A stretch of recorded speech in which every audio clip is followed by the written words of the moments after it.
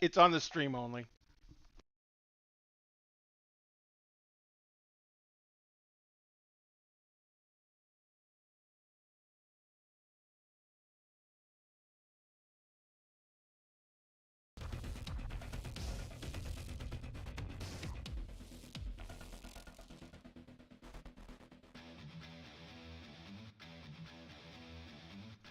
Y'all are all good. They can hear you.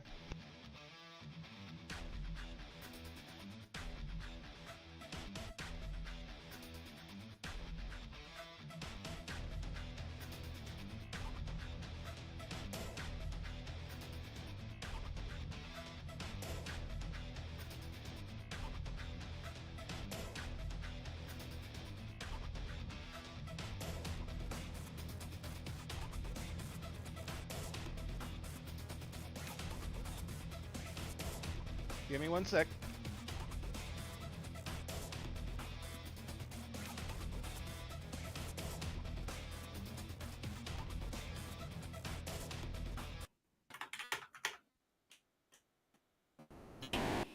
All right. There we go. Look. All right. Can everybody hear me okay? Everybody out there in Twitch land. Papa, There we can go. you hear me? All right. Hello, everyone, and welcome back to Dinner and a Game. My name is Ren. Yes. Hello, sweet tea. It's good to see you. It's good to see you all here. I am very excited to be running this amazing game, this Eldritch Automata Nightmare. Welcome to Yogsoft's Day. I'm here with my amazing cast. We'll be introducing in a minute. Let's cheer everybody. Say hello. Hello. Howdy. I don't know if y'all have been living under a rock. It's possible you may not have heard, but my friends over at Gehenna Gaming have hit, what was it? Over 1,000% funded on backer kit for this game, which is absolutely just amazing. If we can get some hype and love in chat for that, folks, I greatly appreciate it. I'm very excited to be running this game. I want to remind everyone that much like many of my one-shots, this is my first time playing this game. This is I think all of our first time playing this game. So you'll be experiencing this game for the first time if you have not seen it with us. So I'm very excited to be sharing it with you. Let's go around, and if we can do just like tell us who you are, tell us a little bit about you and give us like the name and pronouns of your character. Maybe like a little like elevator like clip of what your character is. Let's start with Dice. Sure. Thanks, Ren. Hi, I'm Dice Goblin Black Cat. I am Ren's perpetual punching bag at this point. I will be playing. My pronouns are she, her. I am a dice maker and cast member here at Dinner and a Game, and I will be playing Tiffany, aka Tink or Tinker. Who, I don't know, are we describing the archetypes and stuff too, or just Whatever, follow your heart. No, it's an idiot. Excellent. And I will be piloting the automata Gerald. Excellent. Which I have what that means somewhere. I'll find it later. We'll talk more about the automatas in a little bit. Next, I guess we'll go to the only other person who's played the game with me before. That would be Diamond. Hey, howdy. I'm Patrick Diamond of Diamond Quality Cosplay. I'm happy to be here. My pronouns are he, him. I'll be playing the character Mantis tonight. Her pronouns are she, her. Just like this sort of team therapist who's reporting on the team back to base. Hoping to get in some horrific Eldritch shenanigans tonight. Thank you so much. And now we have 3 players who have not been in any of my one-shots. Which one of y'all would like to go first? I'll do it. First off, I'll just say to Diamond, thanks, Mom. Hello, everyone. I'm Delwyn Warlock. I make the saddest characters you've ever seen on the internet. I will be playing... my pronouns are they, them. And I will be playing Jerry, who is it's just a guy. Just a little guy. And I will be piloting the mech, the Jericho. Awesome. Thank you so much. What that means, we'll see. Well, Blackwell, why don't you go next? All right. Hey, everyone. How you doing? My name is Christopher Blackwell. You just call me Blackwell. I am your everyman. I'm just here to show you that, hey, average, regular dudes like me, y'all could do this as well. I will be playing Eldon Greenhorn, the other in his automata, Lightspeed, and my pronouns are he, him. Nice to meet y'all. And I gotta tell you, it's been really nice getting to know you and getting you here in this amazing game with us today. And last but not least, coming to us from over the drink, Kyle, why don't you introduce yourself? Hello, I am Kyle, or just Kyle. My pronouns are he, him. And I'll be playing Patty, which you'll find out, I'm sure, probably later on what the anagram actually means with their automata called Manicore. I am a Scottish TTRPG content runner, so what I do is I do online professional gaming work, and I also do like play work, so I get to have this wonderful time here with Dinner and a Game with all these wonderful people, and get to support all the content that we get to make together, such as Gehenna Gaming's wonderful project that we get to do today. Excellent. So, folks, this is just a reminder that we could not be here without all of you at home watching and enjoying. So I want to thank you all for being here as much as I want to thank literally the rest of this amazing cast. But I guess the only thing that's left to do is to begin. It's important to be clear and concise, to set expectations and ensure people know what to expect. That was the mindset Administrator Trent had in mind when he named Forward Operating Base Hellmouth. Set deep in the Forbidden Zone, it was thought to be an area where no one could really exist without the horrors devouring them until the scan caught something a little bit odd.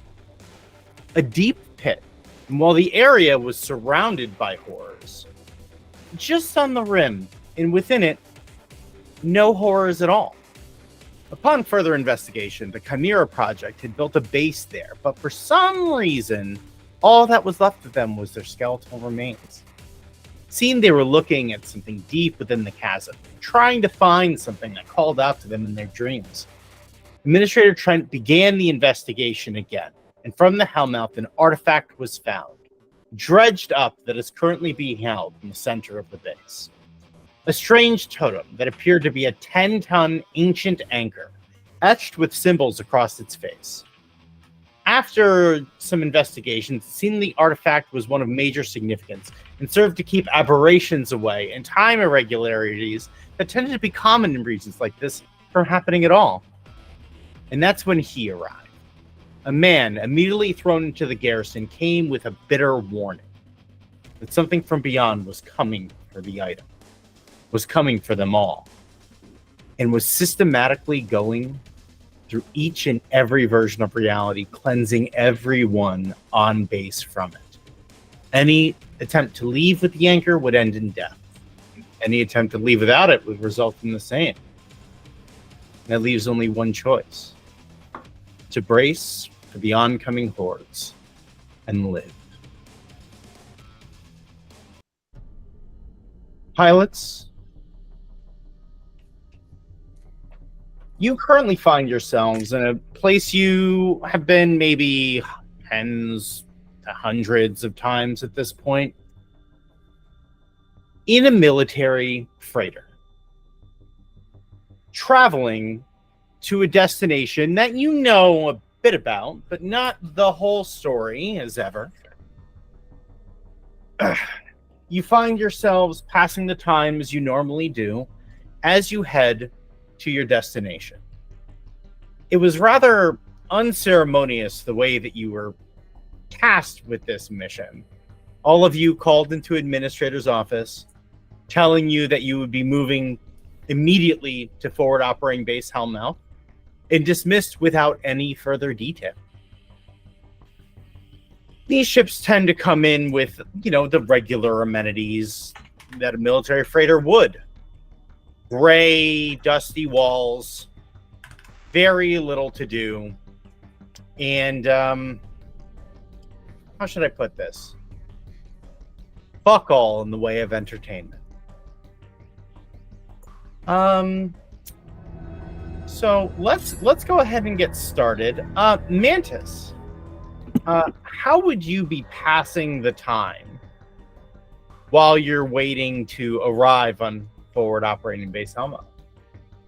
Mantis would be probably like making rounds around the room, chatting with everyone, small talk, sort of like getting a little insight onto like how everyone's feeling as they go in. Excellent. So yeah, you're definitely like, there's not a lot of so one of the first things you realize is that there's not a lot of people even on this freighter, which is very odd. Normally they would stack these things with as many people as possible to help ensure that they're not wasting their time and resources, but this is far bigger than you would have expected.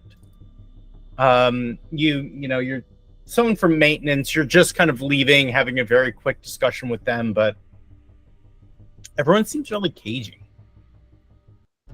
Everyone seems really nervous. You turn the corner and Eldon, what are you up to?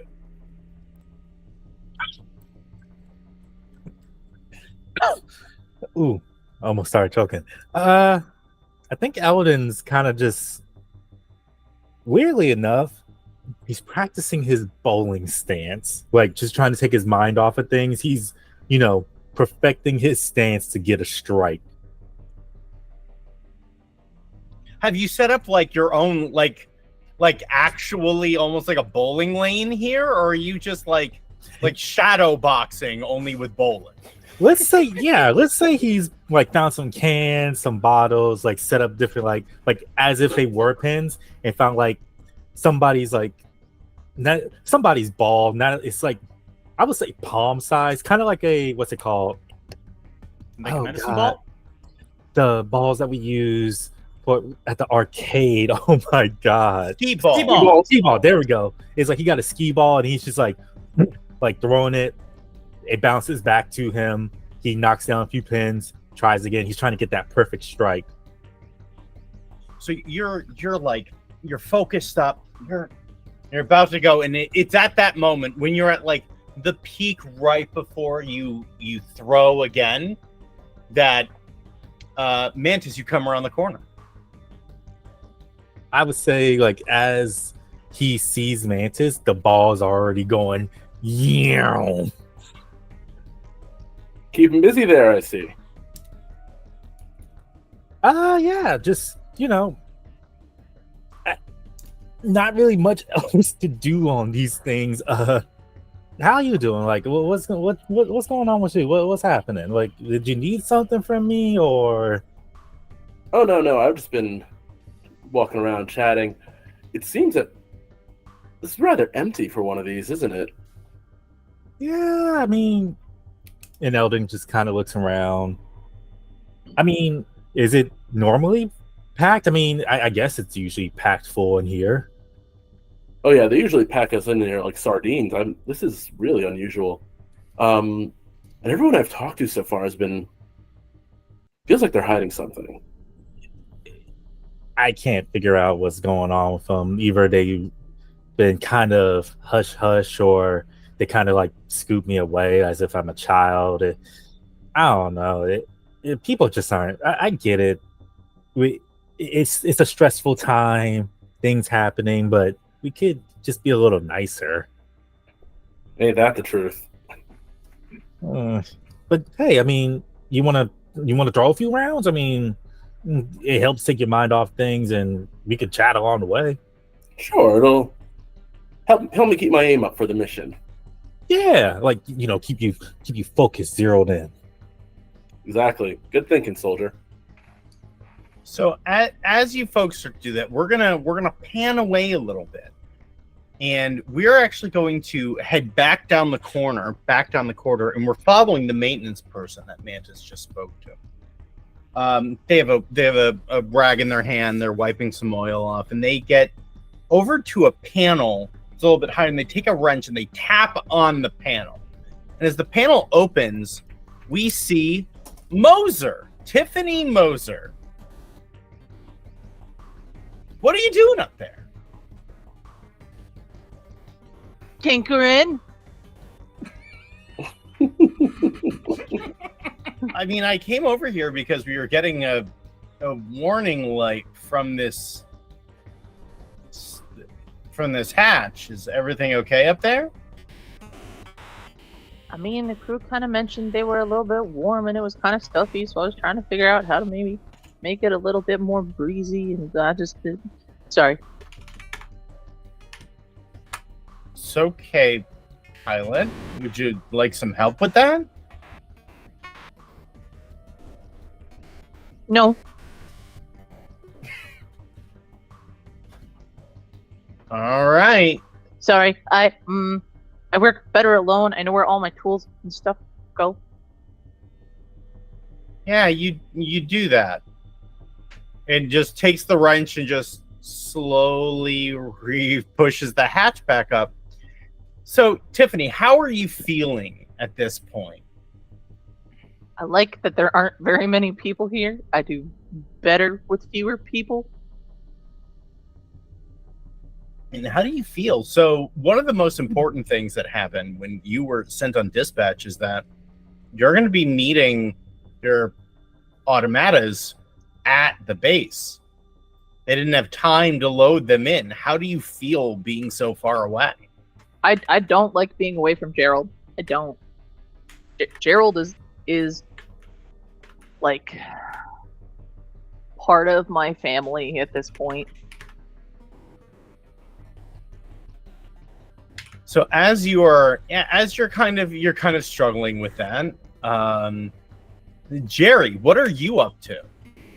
I'm looking for my Aunt Tink. So I'm probably like running around looking and probably finding or looking for Gerald. And I'm gonna tiptoe behind and just go, "What are you doing?" Nah.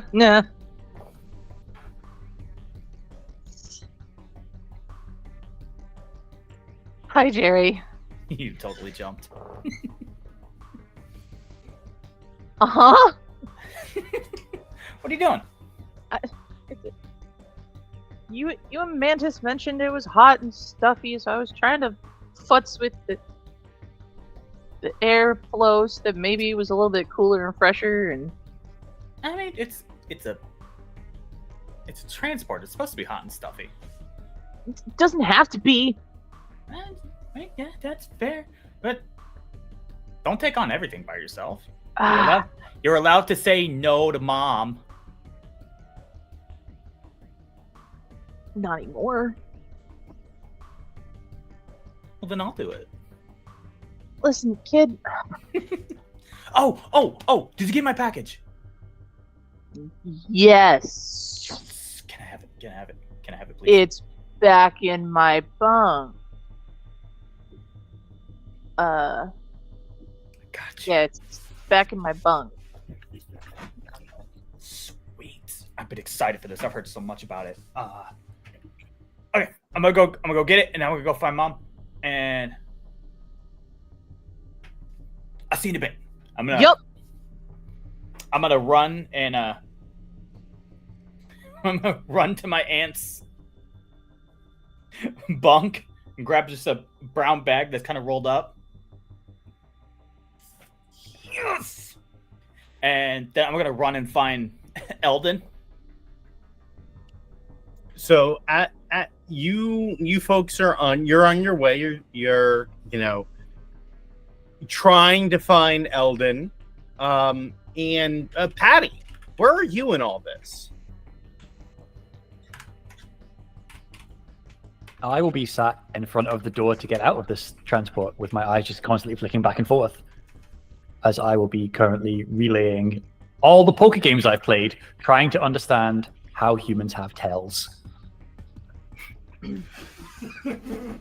As you're running around, Jerry, you're trying to find where they're at, and you run across where Patty is just sitting. The light's just Patty, why don't you go ahead and describe what you look like in this moment?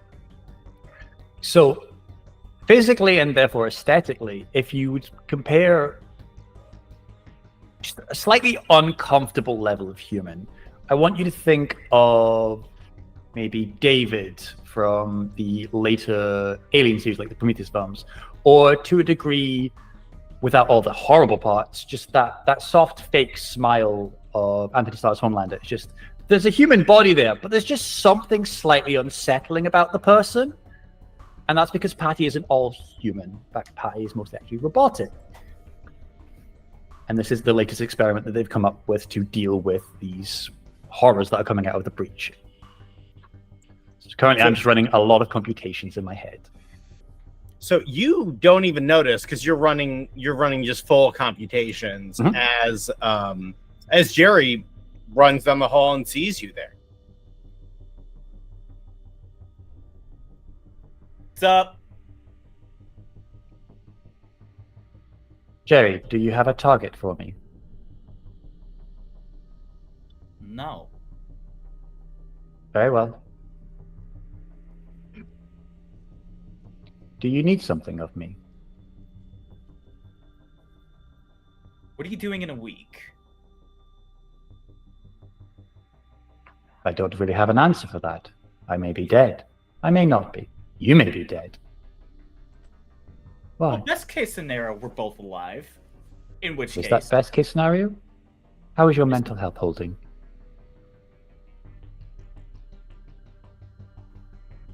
Best case scenario, we're alive and well. Do you think you can give me another tattoo in a week? That should be feasible. Yes. Are you going to pay me? Don't I always?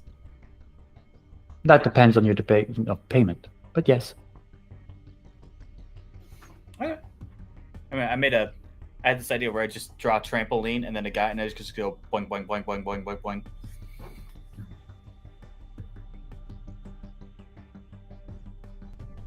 One of these days I will get you to smile, Patty. I swear to gods. You could just ask. And then just that uncomfortable smile. Is that satisfactory? Oh, you bastard. You know what I'm going to get you one of these days. It's at that point that you hear things at the bowling alley are not going quite right. I guess I will do the first die roll of the evening. Diamond, odds or evens? Evens. That's odd. So that means it's Eldon. You go to throw the ball, and the whole freighter just kind of like rocks to one side. And as that happens, the ball hits the side of the hallway that you've been using as a backstop and starts rolling down the hall towards Jerry and Patty. Seeing the ball roll, I'm just gonna go after it, and I'm gonna wave back to Max. It's like I got it. It's okay. Like in the freighters, they're barely stable in airspace, whatever. They're yeah. I got it. And he starts running after it. Mantis is fully after it and like yelling ahead to Jerry. Ah!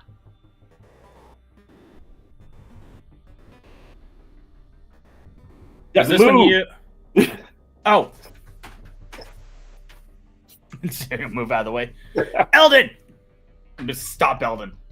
He just, as he grab Eldon, he's just like, "Oh, hey, what's up, Jerry? What's going on? How you doing, bro? How you doing?" What up?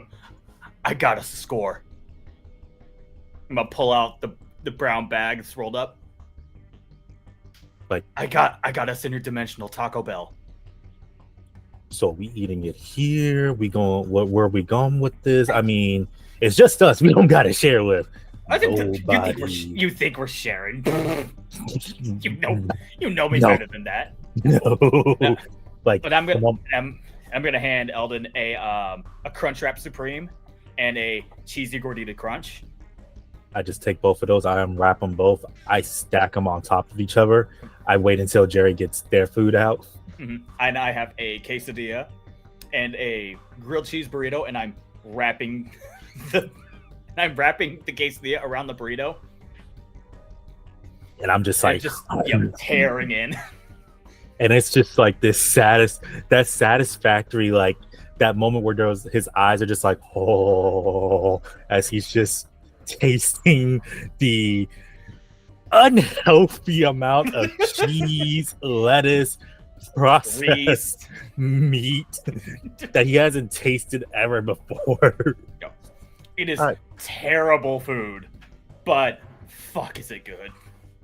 You hear that, Taco Bell? It's terrible food, but it's fucking good. Dong. We are available for sponsorship. Yes. I And am as- always available for sponsorship by Taco Bell. Me quiero Taco Bell. Can never go wrong with Taco Bell. And then Yeah. at saying that too, Talk as about Eldon's just like years. chomping onto the monstrosity he's made, he's reaching out for like making this reach out symbol of like drink, like if Jerry's got a drink or something. Oh yeah, there are 2 Baja Blasts. Only thing I kept were my cinnamon twists. Yup. So Mantis is like fully behind you, watching this go down. What you got Eldon there, is- pilots? Hi, Mom. Hi, Eldon Jerry. just looks at Mantis and it's just like nothing.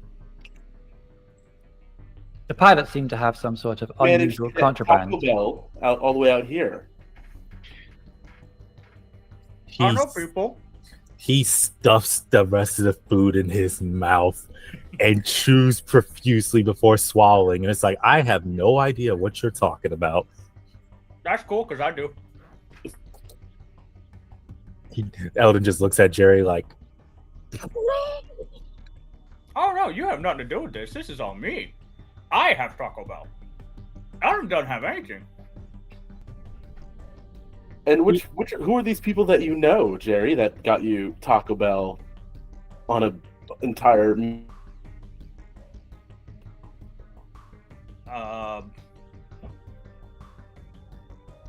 Jack.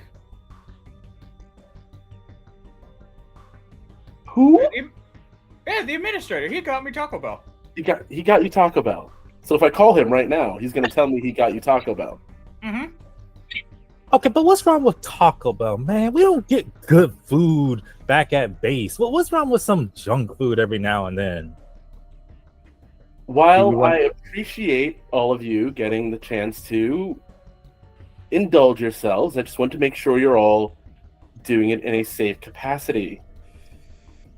What's unsafe about this? And he's like picks up the Baja Blast and it's just drinking directly from the cup, no straw. He's just. Boop, boop. Do you want the medical answer to that? It's just food. No, we're good. We're I think I good, would love Patty. to hear the medical answer to that. It will clog your arteries, make you slower and more likely to be killed by the horrors. At You're that, more likely to become a target. with that, you feel the ship begin to descend, and you hear over the intercoms, please brace for landing. We are arriving at Fort Rock Green Base Hellmouth momentarily. You will be met in the hangar bay by administrative staff. Be prepared accordingly. See him up? You can ask him when you see him. I will. Eldon downs the rest of the Baja Blast, smashes the cup and throws it into somebody's oblivion. Ah, fuck! And you see the person who is doing maintenance like walk around the corner with the cup.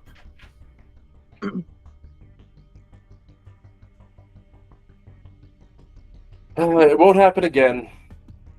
They know better. What's your name, pilot? And is looking directly at Jerry, who is still eating Taco Bell. Alex. Like raising a strict eyebrow at Jerry. There's no pilot on this ship named Alex. What? There are only 5 of you. Like, seriously? Then why'd you have to ask? Because I don't know all your names. That's not my job. You know, that kind of sucks because we've all been on this ship together and you didn't even approach us one time to be like, hey, how you doing? What's your name? How are you faring on this trip? Like, They cover their name tag. What's my name then? you literally said, you can't just pull a reverse on me. You know what? I'll just let the administrator know about this and y'all can sort it yourselves. It just Really? turns and leaves. Well, I was the gonna say- administrator know that you were covering your name. How can we know that you're a safe one? Before he actually turns around and leaves, Tink's gonna come up with her bag and like hand him this like random screw and be like, I thought I put everything back. This was extra. And then what is his name, out of curiosity? Because she wants to just address him by name and keep walking. It's William. Okay. Okay. Thanks, William. It should be breezier. And just keeps walking. Like they know you're trying really hard, so they don't say anything, but like anyone who's watching, you can clearly tell this person's heart just broke because now they need to figure out where this fucking screw goes. Hey, now he has more important things to do than hassle my nephew. That screw may not even be from this ship. You don't know. Would I have schematics of this shit installed in my head?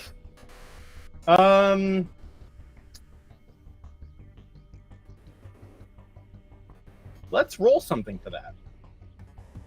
Just to see. Why not? So let's do a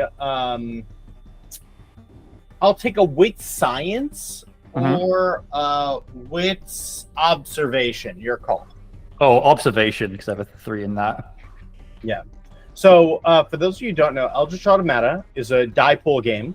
So you add your base attribute plus skill plus any required gear. We're looking for 6s on those dice. Only 6s are successes. Okay. And it's rolling, if I understand it correctly, it is rolling the 6 because it is 3 in wits and 3 in observation. Yes. Cool. 1 6. No, that's 1 is enough. Like, that is a success. You don't necessarily have you definitely have the schematics for this model of ship 100%. I will tell him exactly where that screw belongs. No. I will hold up a 9-volt battery so that Patty can see it and be like,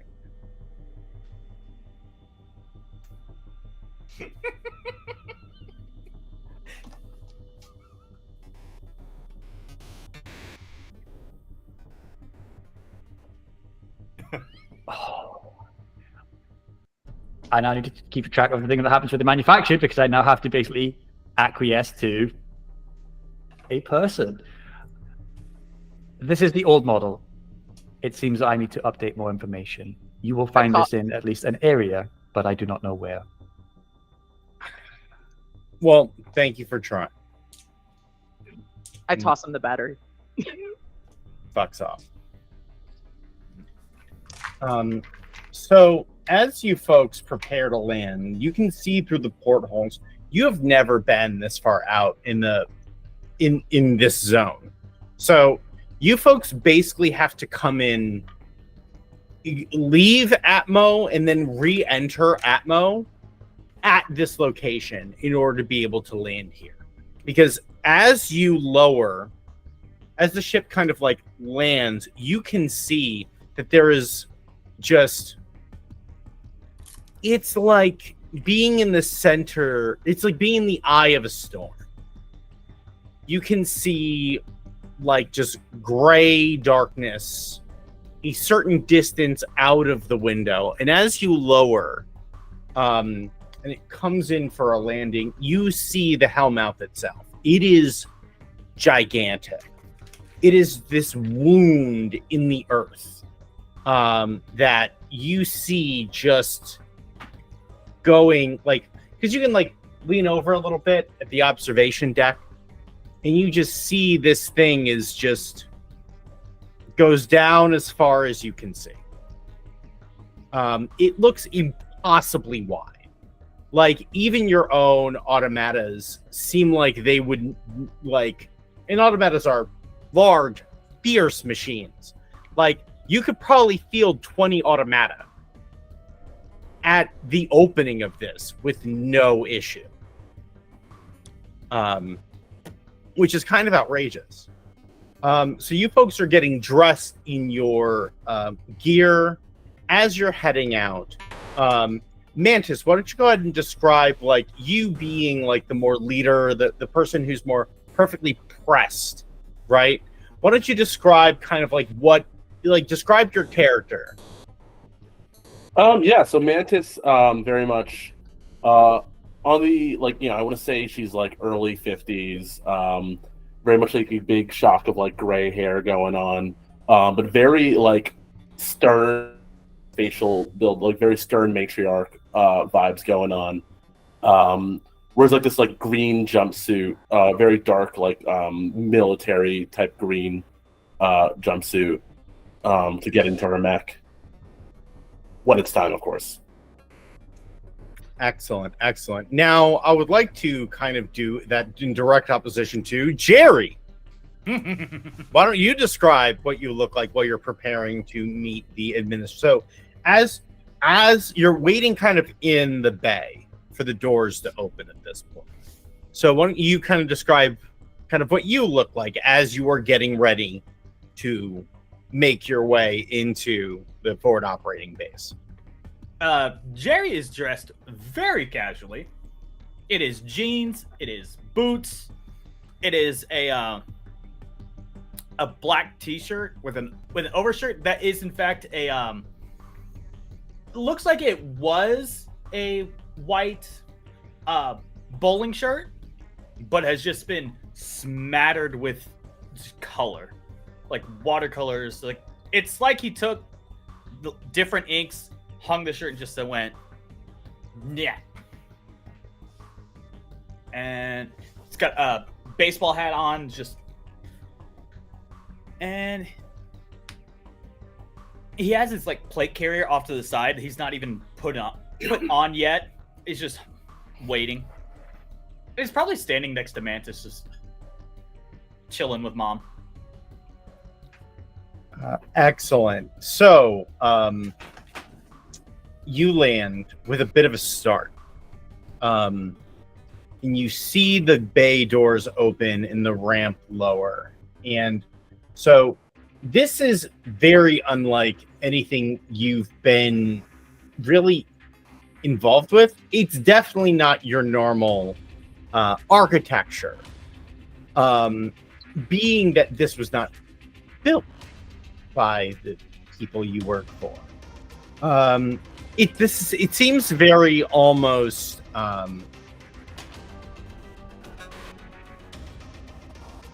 it's the same level of like high technology that you're used to experiencing, but there's a certain level of polish that is missing.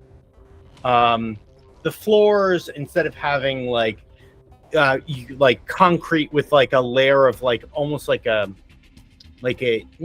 rubberized flooring for safety, that is not there, so you can hear everyone you would hear people walking around, although everyone in the bay is not current.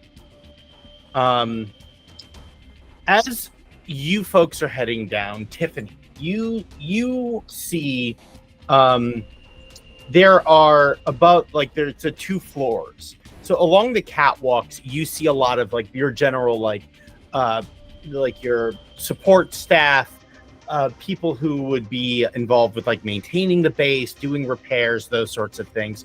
It seems like everyone who is here is probably in this room. And at the bottom, standing in front of even what you're clearly seeing as more highly ranked administrators, is an administrator you've never seen before.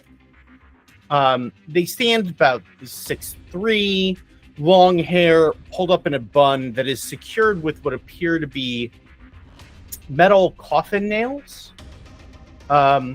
Beard, dark rimmed glasses, in a 3-piece suit with a silver tie, and a long black cane with a silver handle. Instead of just normal slacks, they seem to be like almost an asymmetrical, almost skirt. Is waiting for you. Why don't you describe kind of like what you look like as you're making your way down the ramp? So Tiffany is wearing, like, if you took dark gray, like, cargo pants and turned them into, like, bib overalls, basically. She's wearing that, with, like, one side unclipped and just a, what once may have been a white t-shirt underneath, but is just covered in grease, grime, dirt, just does not care. Hair is back in a braid with just a simple bandana, keeping any of the flyaways out of her face, and she's just covered in whatever dust, dirt she manages to get on her from tinkering on everything and anything. And she's carrying just a canvas duffel bag on her back. Excellent. And so the administrator is like sizing you up. You can clearly tell this administrator is trying to get a sense of all of you. Eldon, why don't you describe what the administrator is seeing, and why would the administrator's gaze linger on you for a moment longer than it should? I cannot hear you. My mic was muted. I got you. I think it's probably because Eldon's like half dressed, essentially. like top half, you see his suit, like the suit that he's in when he's, you know, plugged into his automata. It's almost like a grayish, bluish kind of suit with multiple ports almost. And it's wonky, it's weird, it doesn't look like it should make sense, but yeah, it works. And then you got him in cargo pants and street shoes, and on his hands he has his gloves, like somebody's fingerless gloves with different patches of you would think like bands or maybe like Greek letters. And then most importantly, it's his hair, where this man has a faux hawk. Like, he's dark skinned, has a faux hawk, and it's gone through so many different colors to the point where part of the faux hawk is bright, vibrant, and colorful. The other part is like, what in the distorted mass of colors is going on here? What is happening?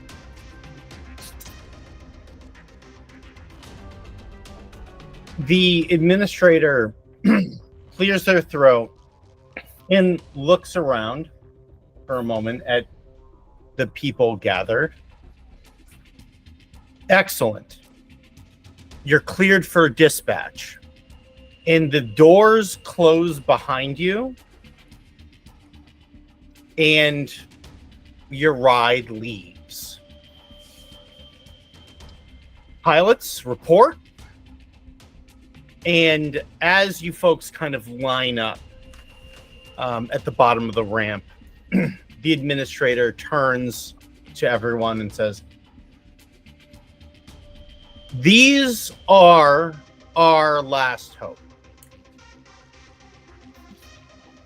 These pilots, everyone in this room, every support, every administrator, is responsible for ensuring the safety of all of us. Now that you're a little bit closer, as you turn, you can see that clearly, like, there are like scratches and like bruising on like the neck, the face. Someone worked the administrator over recently.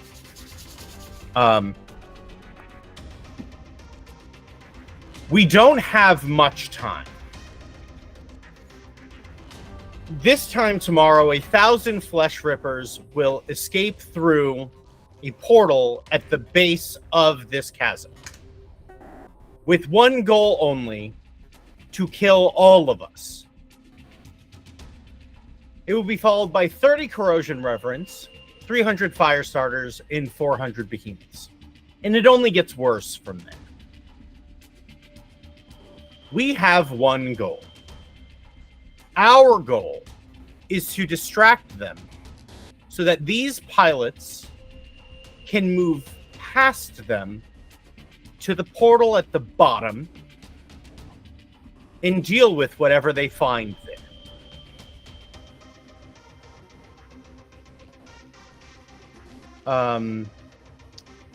As the admin kind of says that and takes a moment to look around in the uneasy silence, you see that there's a couple of members of staff who seem to not be paying attention. The administrator kind of like pulls a something out of their pocket and just wings it, and it bounces across the floor in their direction, and their heads immediately snap up. And they walk over, and the silver cane just makes that tapping sound as they make their way across the floor. Ah, yes. I'm sure that this is really fucking funny to you. But as someone who's died thousands of times in this exact scenario, and who's said this exact speech many times, and has heard you laugh this many times, I can tell you that if you don't do your best, you're going to die too. And just puts a heavy hand on their shoulder, and you can see they immediately shrink at the touch. The person that they're talking to kind of like gets puffed up and like moves towards the administrator. The administrator does not move at all and seems completely unfazed and just kind of meets their gaze and says, "There's nothing you can do to me that hasn't been done by better than you." He turns and he walks back and he says, "Pilots, I've made sure that we have a number of opportunities here to help you become better prepared for what's going to happen tomorrow. I will be holding mission training where I'm going to be going through all of the details that I do have, which is not all of them. We were going to have combat training with Administrator Fairweather as well. Automata training done through VR. We've already ported each of your Automata data directly into it so that it's customized specifically for each of you. Recreation time if you are the like to get nervous and need that sort of thing. And most importantly, if you need time with your Automata, they are already here in the docking bay prepared for you." As Tiffany, you kind of look around, the administrator taps the cane on the floor and points to a sealed door off to the side. Questions, pilots? What do you mean by you died multiple times? I believe it's said 1,000 times. That's Ish. how did that work? I'm confused. They like everyone kind of like looks around awkwardly, and then Marvis kind of Administrator King turns around and goes, "Did nobody send the pilots?" "No." "Okay." "I would suggest you come to the mission briefing for more information. It's complicated. The most important thing is not what's happened to me, but what will happen to all of us, not just here, but everywhere, if we don't succeed." You've heard of the anchor that was removed, correct? It was sealing something horrible. And it's going through every possible iteration of reality and erasing everyone who has touched it. Because once that's done, it can be completely free to destroy the world.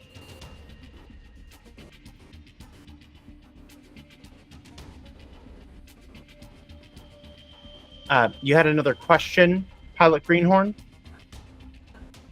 So, okay, cool. Destroy the world. Okay, cool, awesome. So does that also mean you've had this conversation with us before 1,000 times, or was there other people? Like, how many times has we heard this conversation, but we're not aware of it? I'm just none. I am so confused. I'm sorry. You see, Pilot, and the administrator like walks up to you, and like it's a very confident, very stoic walk, but not nearly as aggressive as when he was walking to the supports. I've had 1,000 opportunities, more than 1,000 opportunities, to try this different ways.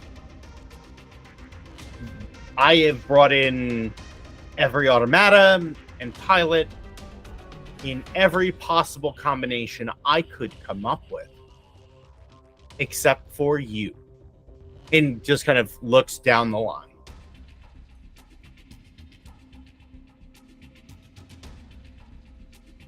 So don't disappoint, yes? Yes, sir. How could we do much worse than literally everyone else? We could make things even worse. Oh, I'm sure. Thanks, Patty. Thanks. It can't get worse at this point. Do So it. that's good news, right? No, this is terrible. Oh, come now. You have a chance. We have a chance. And he kind of points to, like, gestures to Jerry, he accidentally interrupted.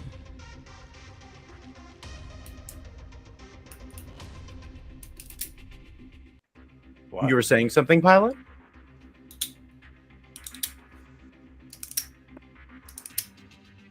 I mean,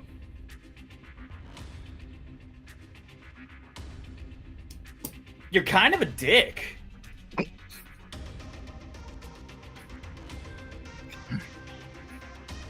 Mantis is like gonna like very subtly try and like kick your shin or something. The administrator walks down the line and turns in front of Jerry and goes, "Please tell me more." I mean, do I have to? Yes, you do. Tell me more, Pilot. Like, does he have a car? God damn it. God damn it. It threw me off so bad. I mean, you're basically brought us here because we are your last hope. The world's last hope. Oh, excuse me. Higher pedestal for us then. Cool. Mm-hmm. I don't know. It seems kind of dickish if you bring us in and immediately are just putting us, my best friend, immediately down. We're here to help, are we not? Is that what this is, helping? Is arriving underprepared and underdressed helping? Comfort's Is important. throwing trash at other members of staff helping, Pilot? That was an accident. Is it helping, Pilot? Building camaraderie between a group that's going out, making sure they work more effectively together. Sounds about right. To be fair, we didn't know we were missing information. And also, I mean, let's be honest, I don't feel like you have a whole lot of high hopes for us. After all, we were your last call. And generally, when someone says you're your last call, we weren't the A team. We weren't even the Z team. We weren't even a number on the board. This was the I got nothing. It kind of sucks. I don't want you to misunderstand. There is no such thing as last hope, in the sense that you are the last people I would pick. We did a drag based on geography and distance to the location to be able to find the pilots that are closest to here so that we could give them as much time as possible to be able to train to be able to do this. And so we worked our way out from that location. So the reason why you were picked last is because you were the furthest geographically that we could get here in time. That's why we only have a day. What happened to the other teams? Everyone has died. Well, so they lost, then the base was taken, then I assume that reality was destroyed, but I'm not quite sure. Because I wake up here again 3 weeks ago. And then I get beat up by security, and then I have to explain to them what's going on, and so on and so forth. Okay, so I understood those words individually.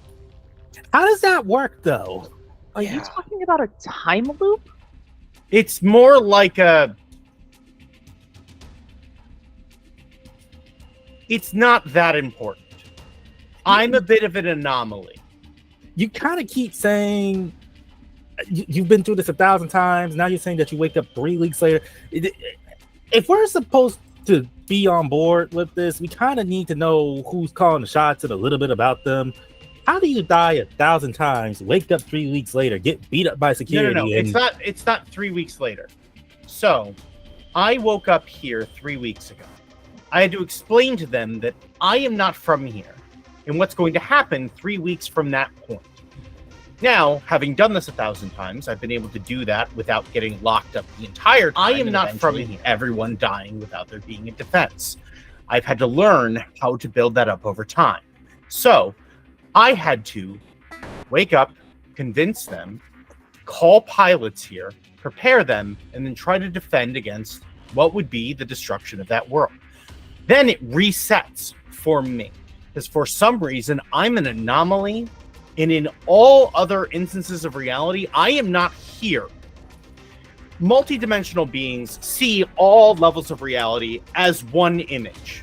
So I want you to imagine, and turns and points. If you looked out in that direction, everything looked like it was flat. That would be difficult, especially as you are moving, to be able to identify what is distant or different, unless you're able to focus on one fixed point, one thing that stands out, and then move that thing between the different timelines. It's taken a long time for me to get to this level of understanding. I understand it's a little confusing, but it is using me to be able to jump between time. I am being used as a tool, and the only thing I can do is try to stop it. So, are you coming with us? Because it sounds like you're kind of the more important person here. We kind of just, we're the last folks who should be here. I'm just saying, like, if it's choosing you to do all this, where are you going to be when we down there? I'm going to be up here, helping to shoot down wave after wave after wave of horrors as they attempt to reach the anchor, to distract them so that you can get to the bottom and try to stop the source. Question. Yes. The other teams, are they still alive in this timeline? Or are they just gone? It gets complicated. Some of them are alive here, some of them aren't. Every timeline is a little bit different because things change from timeline to timeline. This is making my head hurt, and I already got enough going on up there. I'm gonna just nod. Understandable. Last question. In all your 1,000 years, thousands of attempts at doing this, what have you managed to? What gives you the advantage now? What do you know about their movements, their tactics, that'll give us success this time that you didn't have the last 1,000? It's complicated. The easy answer is that we know what the main waves are that we need to defend against to buy you time. We know the best ways using the tools that we have available to stop them from immediately destroying this place. We have the ability to buy time. We also have learned some of the different pathways that are headed down. So I can give you some guidance as you're trying to enter the deeper reaches of the Hellmouth. Because it's not just one pillar. It's actually surrounded by a series of tunnels that have been bore out by different horrors and other sorts of anomalies. So you will be using those to sneak past the main waves of enemies. And so we know what's in some of those. It is going to be quite a bit of improvisation. But I came up with this plan because I know what hasn't worked. That fills me with confidence. I'm glad it fills you with confidence because this okay, cool. Jerry, Can we?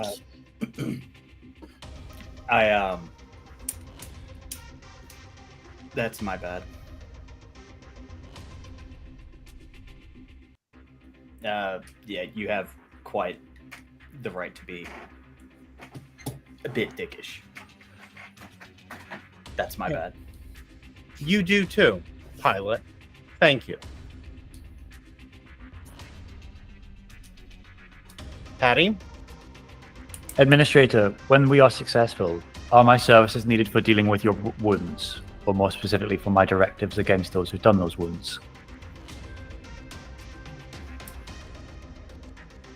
Let's just survive the next 24 hours and then we'll worry about that then. How does that sound, pilot? I don't comprehend worry, but okay. The directive will be done. All right. Cadet Mantis, my office, and turns on heel and heads off. And you see everyone kind of floods out of this room. And like a person who like is dressed clearly as like a base liaison with like a pad kind of walks up to you folks. Goes, okay. I know that was a lot. So the administrator has prepared a number of different ways to help prepare you for this. There's mission training, combat training, some recreational time, or time with your automata.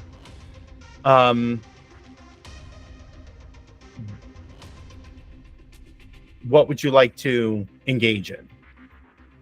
I'd like to place my stuff somewhere. Yes, right this way. And like is like engaging you folks in that as you do that. As you're heading towards the bunks, she points, the bunks are over here. Please go get settled. Cadet Mantis, you can just head right down that hallway to the administrator's office when you're ready. Will do. Yes, sir. If I may, real fast. Hmm. As Mantis goes to head out, Jerry just like grabs the bottom of her shirt, just like tugs on it a little bit. It's like, hey, be careful, please. I always am. Can't get rid of me too easily. I don't know. I got a bad feeling about this, Mom. We have a bad feeling about all of them. It's just I don't know. I just wish it's more helpful on missions. You're gonna do great. I promise.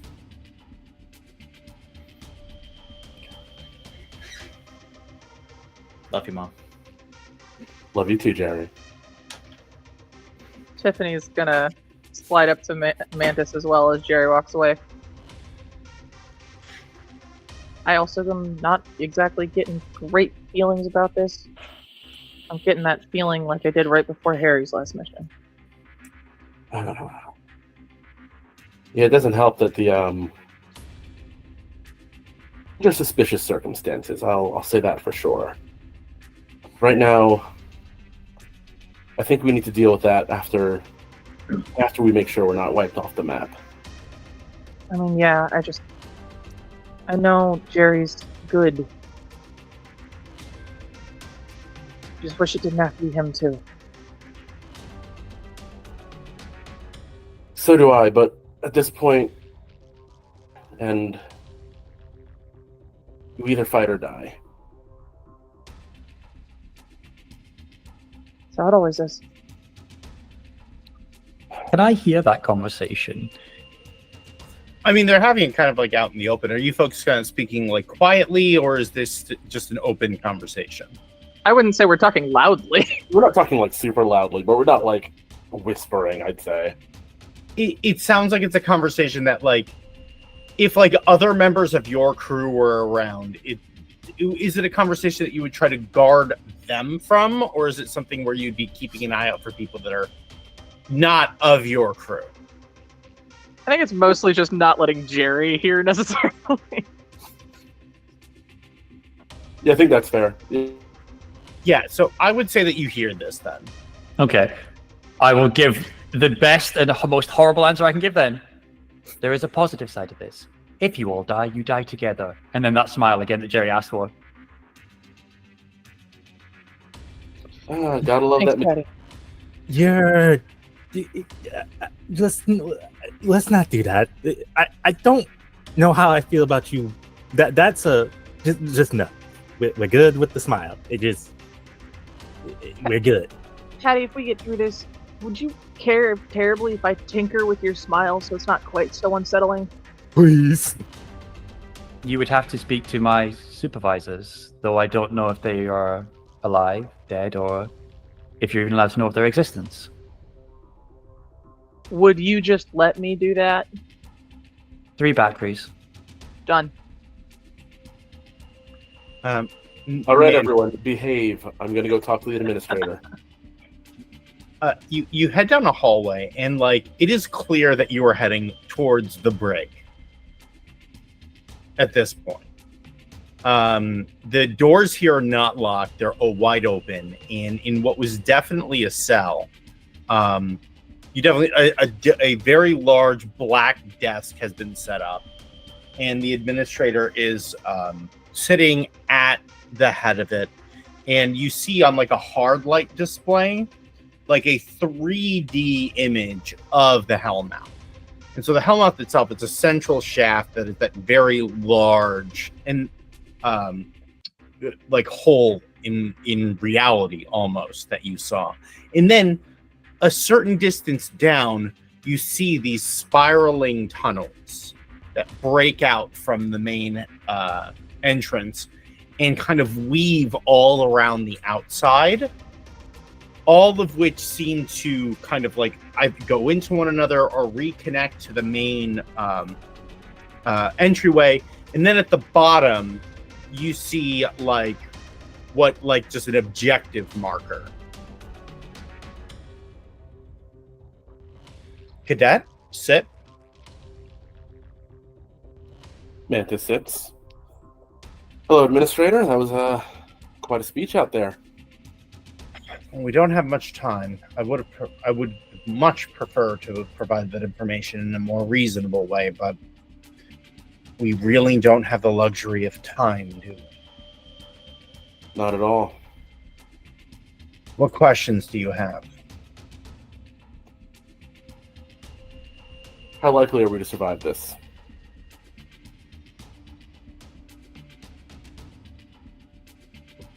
I think it's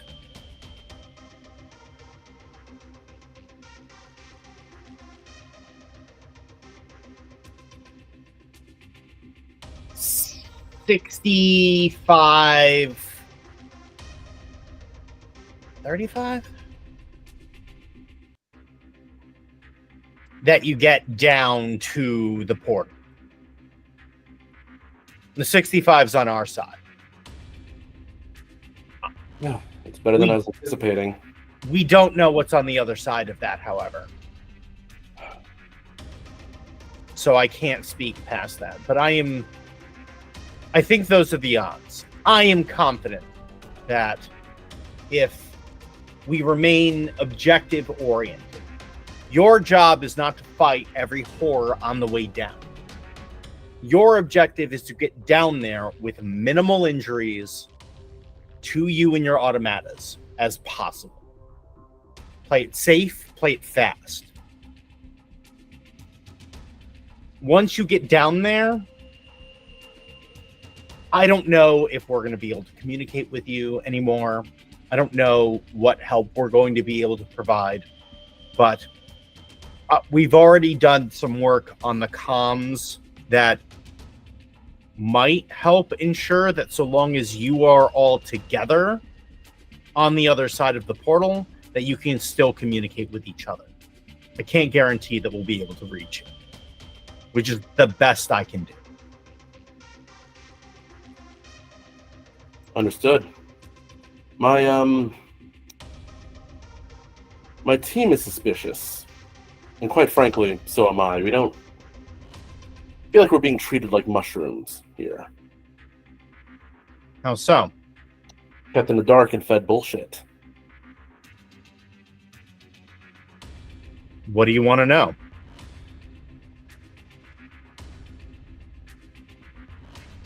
Why not bring in every single party that you could?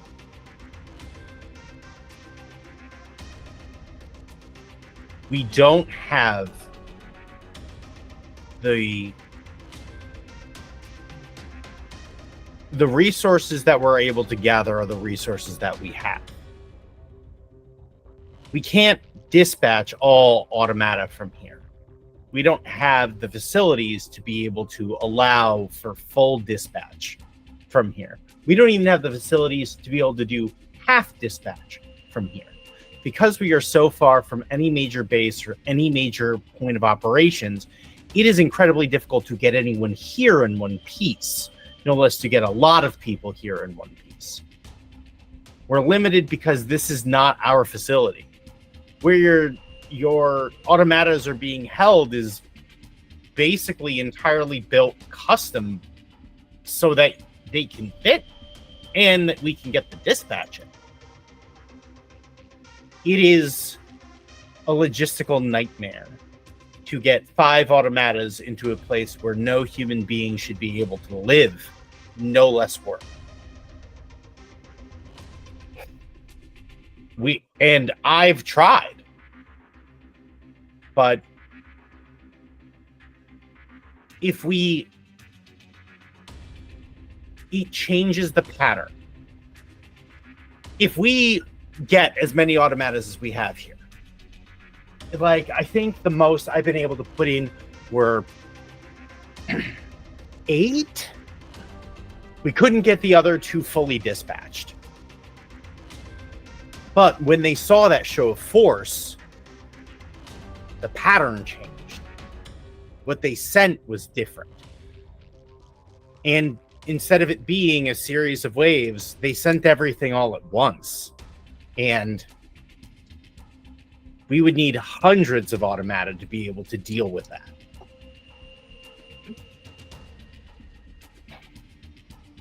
Fair enough, I suppose. I just hope you're being straight with me, Administrator. Well, it's the only straight thing about me, Pilot. Here's the thing. I don't know how many more times we can do this. That's why I said you might be our last hope, because I don't know how many worlds past this there are left. I have no lies left to tell, because if this is the last time I'm going to be alive, I have to give it my best and cleanest shot to live and to help save everyone, including all of you. Because if we fuck this up, whether you are here or not, you're also dead. One last question, then, I suppose.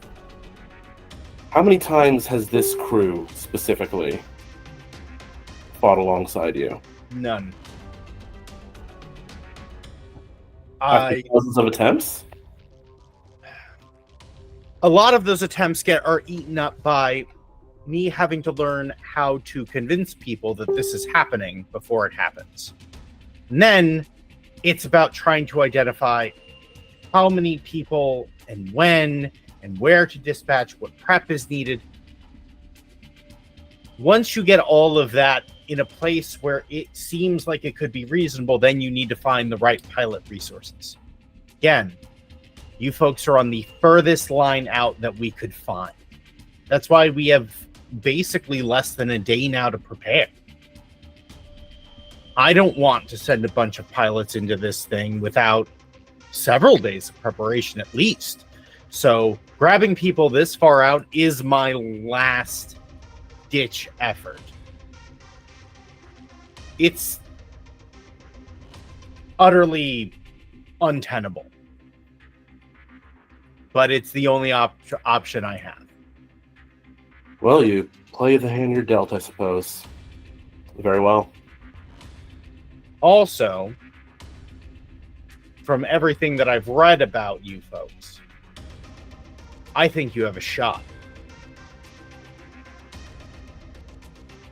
Glowing recommendations. I don't take shots that I know will miss. It's a waste of everyone's time. If that's your last question, you're dismissed. Thank you, sir. I'll be sure to get the. You cut out there. I couldn't hear you. Thank you. I'll be sure to get them ready.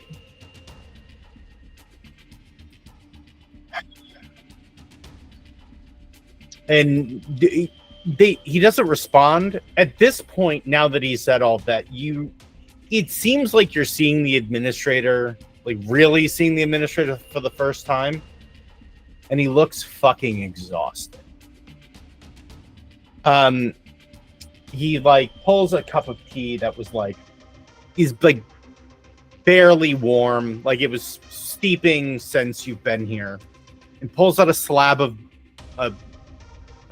a pat of butter and some salt and starts mixing it. The options are to trick, you know. You pilots know what you need best. So if all of you doing recreation is what you all need, then do that. If time with your automata is what you feel you need, do that. There's a benefit to all of them. So get it done. Yes, sir. All right. And you head back. So you folks, there's meals that are kind of like, not like when you get to where your bunk is, it's like a suite. So there is like a center room with like some minor amenities. Like there's a couch in here, there's a table and some stuff. They bring in some food. It's actually pretty decent. It is pizza and it is other stuff like that. It isn't like really fresh, but it's also not bad. It's DiGiorno, not delivery, folks. Hey, DiGiorno, get at me. Sponsorship.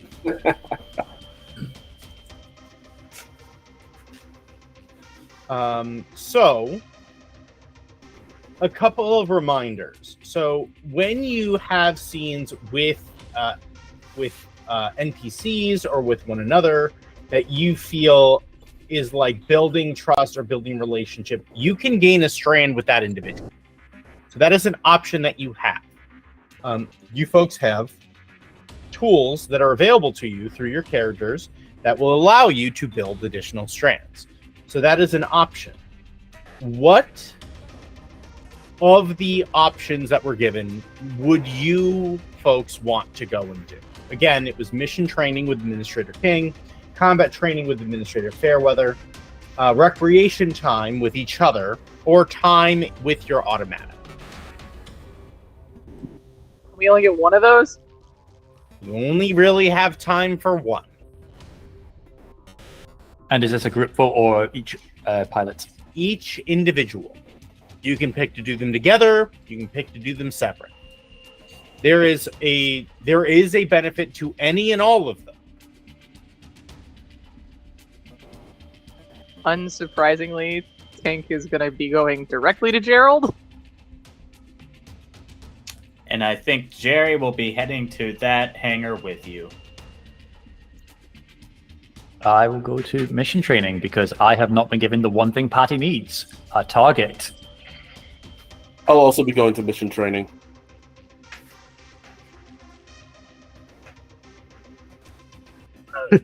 I think Eldon's gonna go spend some time with his automata. Excellent. Okay. Hell yeah. Group of 3. I will also say Tink has taken her bag with her, and out of habit is going to string up a hammock in the hangar. As you folks get set up, so the mission training, it's far more in depth. So the mission training takes about 5 hours with a couple of bio breaks for those who need it. And Administrator King explains every stage of combat. So as it stands, they've been able to amass, well, not full automatas, but a number of different offensive and defensive weaponry that are going to be basically set up around the ring and hovering over top. And so they are going to basically be filling the corridor with as much fiery death as possible to cut up anything that's trying to get out of the helmet. There's like a lot of different options for crossfire and cover fire. There is artillery fire they're going to be using at different intervals. It seems you get the sense that it is something that someone has been obsessing over for a very long time. As for the pilot training, the idea is that as the portal opens, there is an immediate flood of this horde that begins to exit. And so if the automatas start at the portal, they're going to be facing massive odds immediately and will likely be destroyed. Which is why the goal is at a certain point, as the horrors head up, the automatas dispatch and head to the first immediate tunnel, which is actually clear because it's so far away from where the horrors are kind of coming out of. And so there's actually a number of paths that you can take that are free. Past that, in every permutation, there are some differences in what appears in what tunnels. But due to the scans that they're going to provide, Administrator King is going to be providing you with Overwatch. So based on the scans that they have, they're going to give you an idea of what is in the tunnels that they are able to divine, which allows you folks to make decisions on which tunnel to head to. There are some tunnels they're not going to be able to scan, which are also options, but Administrator King very specifically says they cannot guarantee your safety should you take them. But if the other options seem too risky, he has to trust your judgment and will. And at the end, he explains that beyond that portal is some sort of multi-dimensional, multi-planar, out-of-time being that is causing this. That was sealed by the anchor. That is causing this. And that is what you will be fighting. Does not have a lot of information past that, but that is the mission target, is to arrive at that point and destroy whatever is on the other side. At the end of this mission training, while Administrator King gives you direction, it gives everyone who follows those directions an additional die on any rolls they make to do that. Anyone who is doing mission training gets 2 additional die when they do that. So please, for those of you who went to mission training, please write down that benefit. For those of you who are spending time with your automata, as you come in, this room seems dramatically different from everything else. It seems like they basically took a series of landing platforms and landed them here and gutted them to turn them into an automata dispatch bay. It looks rough. Tink, it looks rough. Like, they were clearly on a very tight time constraint to get this done, and you're surprised it looks as good as it does. However, your automatas are well docked and well taken care of. They are well charged. They have been, in everyone's case but Tink's, they have done full diagnostics and all of those things. For Tink, you notice that they have set up everything for you to run the diags yourself and left them to your care. Which I'm all about.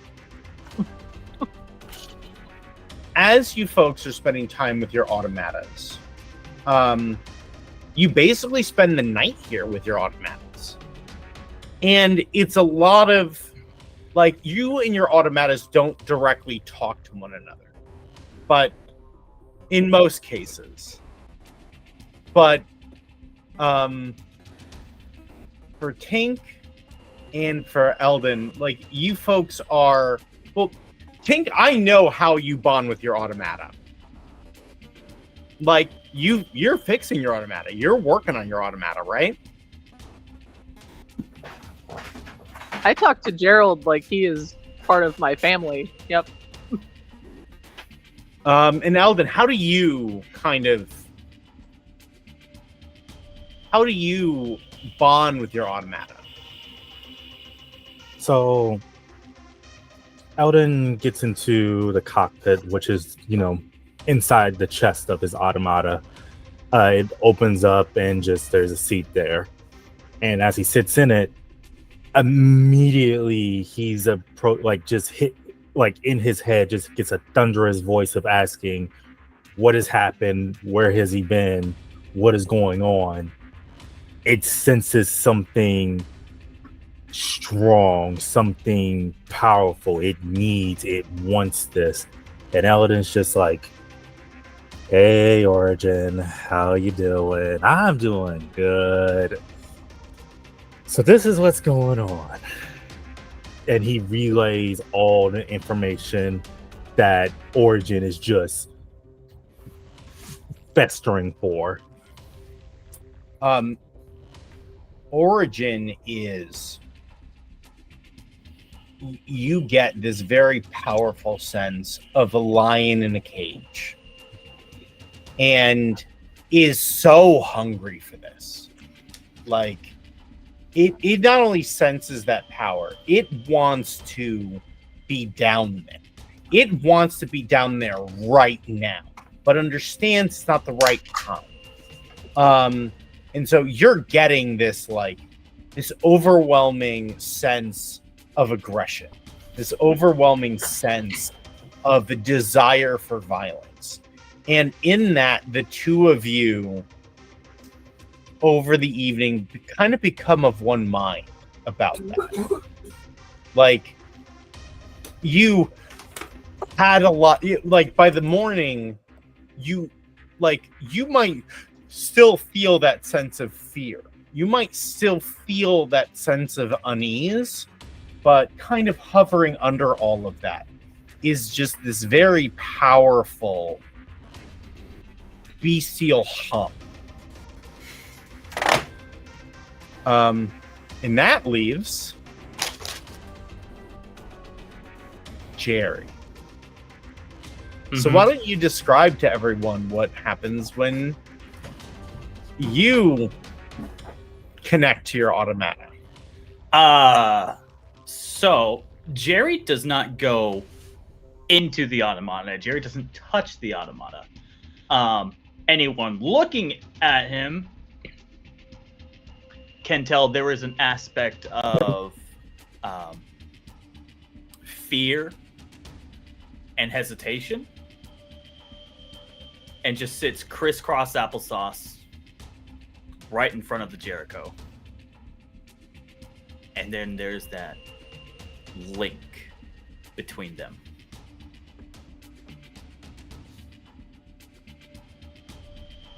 You're gonna take care of him, right?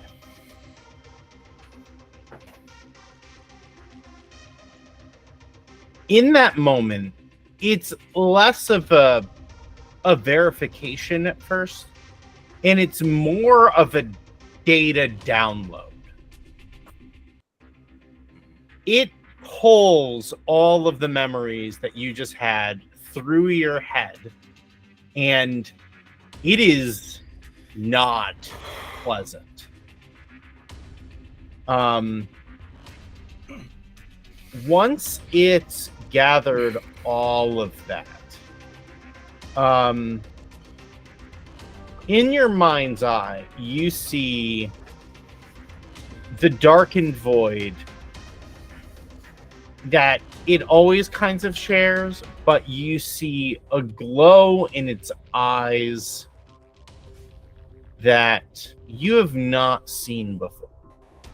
Like, there's always that kind of glow in the darkness that you see, but it is a brighter, more intense fire.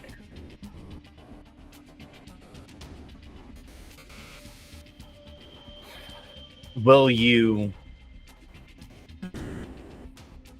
pilot me in answering your question with a question.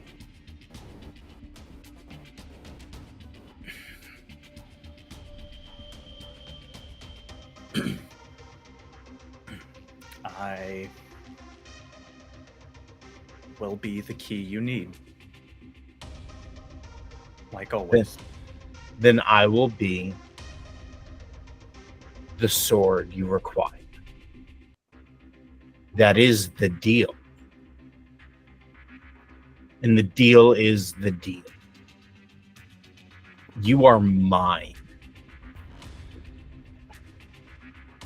So long as the deal is kept, yes? Yeah. Good. Then allow me to teach you of the beings in universal spaces.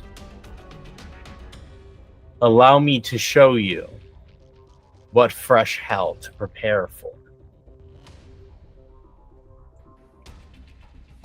So, Dice, you get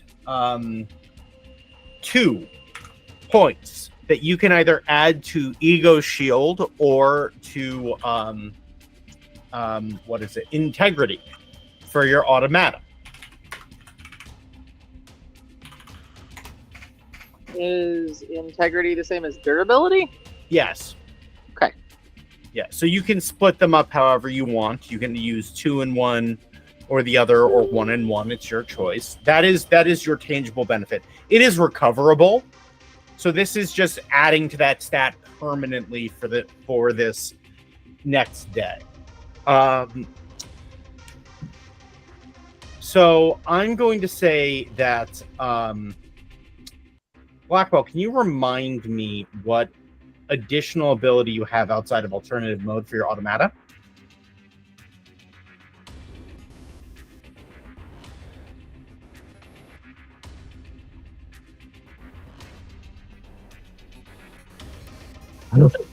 It's like Zoom meetings all over again. I'm not muted. Berserker. Excellent. So when you go into your alternative mode, it enables you to tap into Primal Rage. If you do so, you give over your natural instincts. Yeah. So you can already berserk as a fast action. In this state, your ego field will increase by an additional 2. So your ego field will increase by +4 whenever you head into berserk. As a result, as like it's literally ultra ego. Like this is very much a like Vegeta moment that you're having with your automata. You're going Ultra Instinct. I'm here for it. Just dun, dun, dun, dun, dun, dun, dun, dun. And Jerry. Yes. Oh, you'll find out when it counts. Mm-hmm. But you have changed, and in this moment, kind of, do you player understand what I was trying to describe as like the difference between like seeing 2D and 3D and how focusing on something is being used as a tool to move between timelines? Did that make sense to you? Ish. Okay, let me try and explain this a different way. Okay. When you unfocus your eyes and everything is blurry, right? Mhm. And then you look at one thing, and that thing comes into focus, but everything else is blurry. Yeah. That is what it is. Bet. So it grabbed this thing. It's like, this isn't like anything else that's here. And is using it as a way to put it into a timeline and then follow. Because it can't see, it sees all timelines as one physical thing. But it can so it has to have a conduit in order to connect on a one-to-one level. And so that is how it's using it. But that also can be used as a tool to help fight something like this. Because if you can stay in that blur, it becomes much harder for it to see. Ah, okay. So that is information that no one else will have. Well, that you can share with everyone else, but there's also a specific effect that will become very apparent. Yeah. In Oh, I'm sure. On that note, you folks, either in your automata or in your bunk, you folks try to rest, for those of you that do. And while your sleep is dreamless, it is not restful. The weight of what is coming settles in heavily on you. And I would like everyone to take one stress. Do I take 2?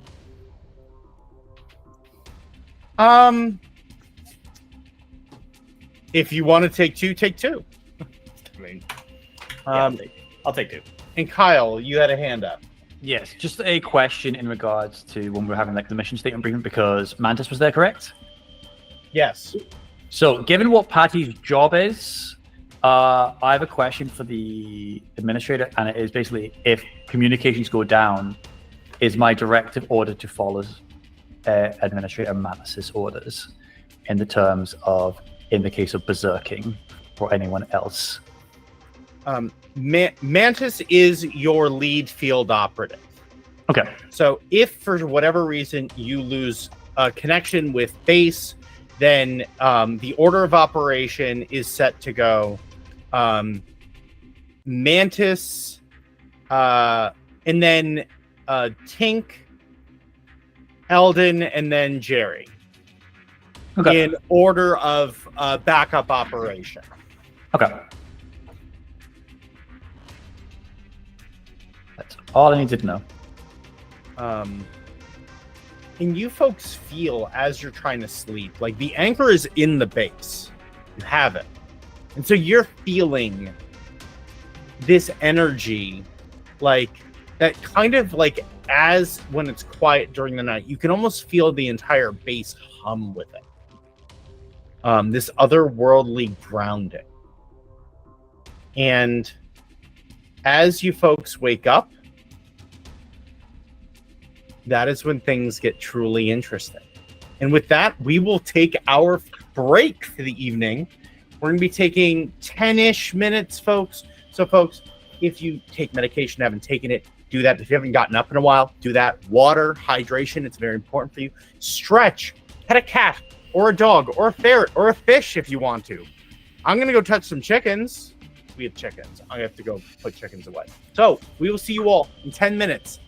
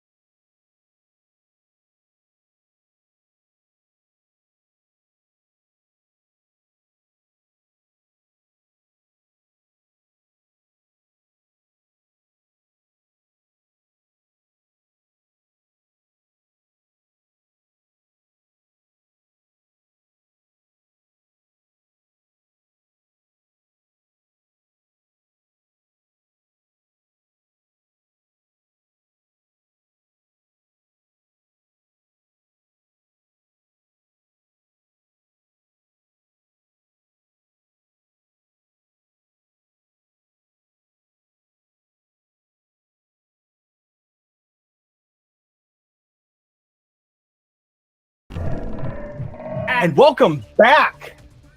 We are back for more of this ridiculous game. Again, thank you all so much for being here, and a big shout out to Gehenna Gaming. These excellent folks have successfully funded this really awesome game, and y'all are going to see us get into the thick of it. Let's get right back into it. You folks are awoken by the insistent knock at the door to your suite. It's early. It's like 5 a.m. and Patty being the one who does not actually sleep. Patty it's like 5 immediately Patty it's like 5 immediately Patty it's like 5 immediately Patty it's like 5 immediately Patty it's like 5 immediately Patty it's like 5 immediately Patty it's like 5 immediately Patty it's like 5 immediately Patty it's like 5 immediately Patty yes, it's like yes, it's like yes, it's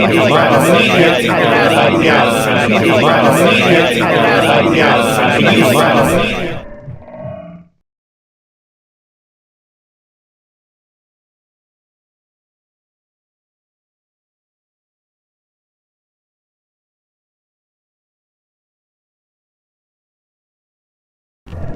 Ray took us out. Yeah. Ray took us out. Yeah. Ray took us out. Yeah. Ray took us out. I think we're back. Yeah. Ray took us out. We're I think.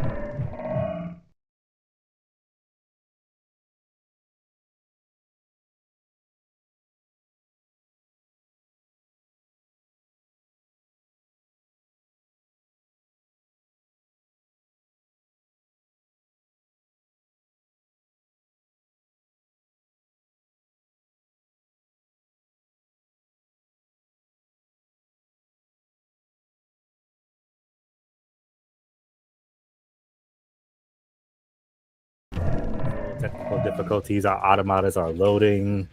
Diamond was trying to figure out if they needed to borrow a car to come hit somebody with them. I'll message you to him. Okay.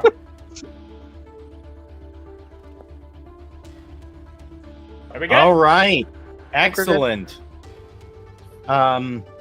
Yes, as I was saying, so you're hearing like the machinery kind of rolling down the street or down like the hallways. Like it is very lively.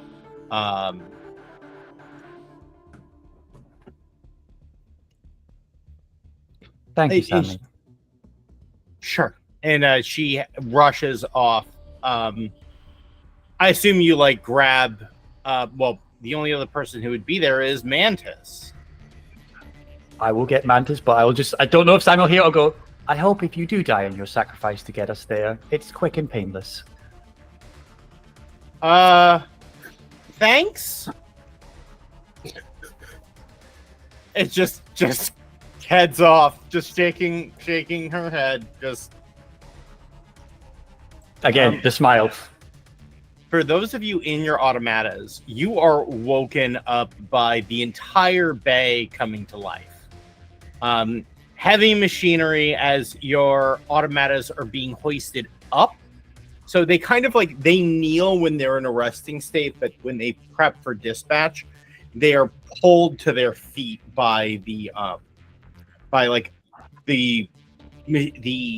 dispatch. Like it's basically like a harness, only it connects directly into the back of the robot, and that's where it's doing, like it's pulling maintenance codes. It is making sure that it's supplying power and those sorts of things, but it pulls them up to their feet. And out comes an administrator who is wearing, a white button-up shirt, an over it like a lab coat, almost. Comes up, it's like, spend the night here, huh? What? Yeah. Are they outside? Like, they're not in like coming up to the machines, are they? Are they like in front of the machines or? Oh, he's in front of the automatas, kind of like addressing you with like a booming, like basically shouting to you folks. And a shout that echoes through the hangar. So I would, funny enough, with how Eldon's automata works, it stands up like fully without the assistance of of the machinery, and just looks dead down at this guy, almost like as if saying, "And you are."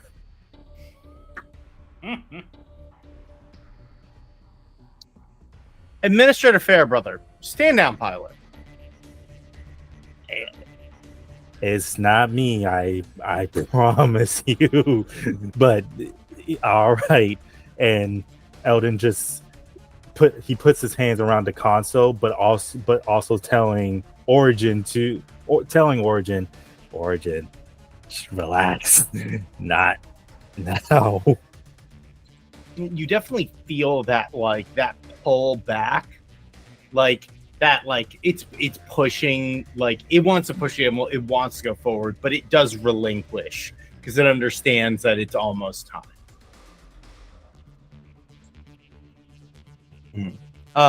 Jerry, as the administrator calls, you feel the automata disconnect. Say, I will see you soon enough.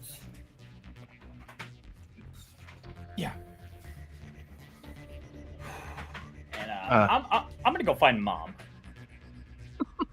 Yeah, there's food and stuff being delivered to your room right now. Y'all should hop to and get some food, and we need you folks out there in like the next hour and a half. Hop to. Yep. Okay. Can the Yes, food sir. be delivered to me? Just I kind of want to chill in here. He pulls a banana out of his coat and he throws it up at your automata. If lightning was real, like in the room, Origin just grabs the banana and puts his arm back down. I'm like, okay, cool. I am going to go get the food myself. I appreciate that. Thank you. Yeah, it's the best I could do on such short notice. Thanks. No problem. And as he walks away, Tink's gonna walk over and just kind of tap Origin on the leg and hold up a protein bar. so nothing happens in this case. It's just standing there. Eldon, it doesn't Yep. like me. Nope. It's fine. That was me. Don't worry about it. And he gets out of light speed because Origin is the creature in light speed. And it's just like, nope, it's all good. That was me. Don't, texting my reflexes. Like, it's fine. Food? I think food, right? Food. Yeah, probably the best idea. Get something in you, buddy. There's like bagels.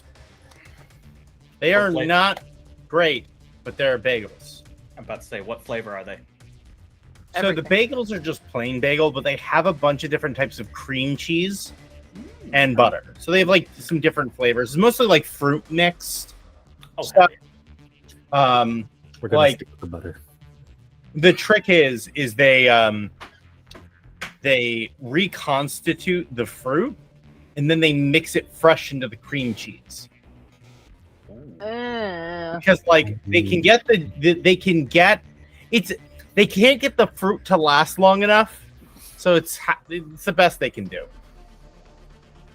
It's Oh, freeze dried, then rehydrated. Yeah, but Okay.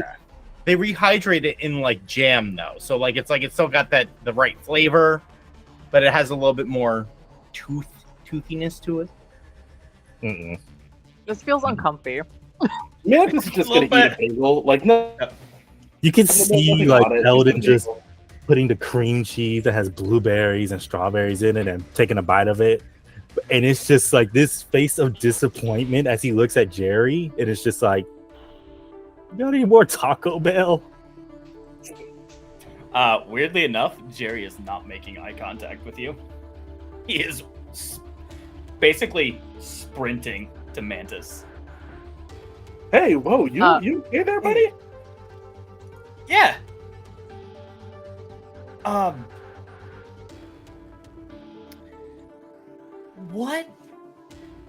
What would happen if we just left? If we left,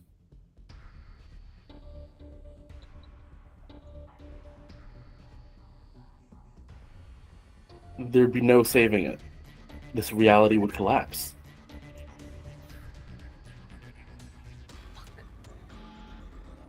Jerry, at this point, there's a bad ending, and then there's a slightly less bad ending, and maybe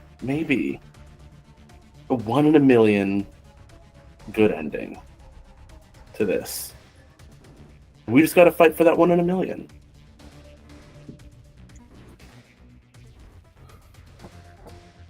Okay.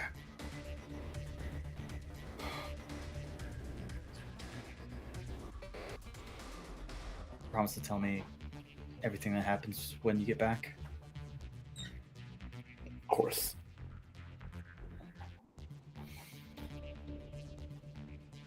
Thanks, Mom. Anytime, Jerry. Promise me you'll be safe. As you say that, everyone begins to hear what sounds like a bell ringing, like a cathedral bell ringing from somewhere. Patty, it's very odd because like you have some ability to be able to like sense where sounds are coming from audibly. Like it's not like 100%, but like there's some ability to discern. You hear it from all around you. It is as if you are standing in the middle of the bell that is ringing. Not in the loudness, but how uniform the sound is coming from every direction.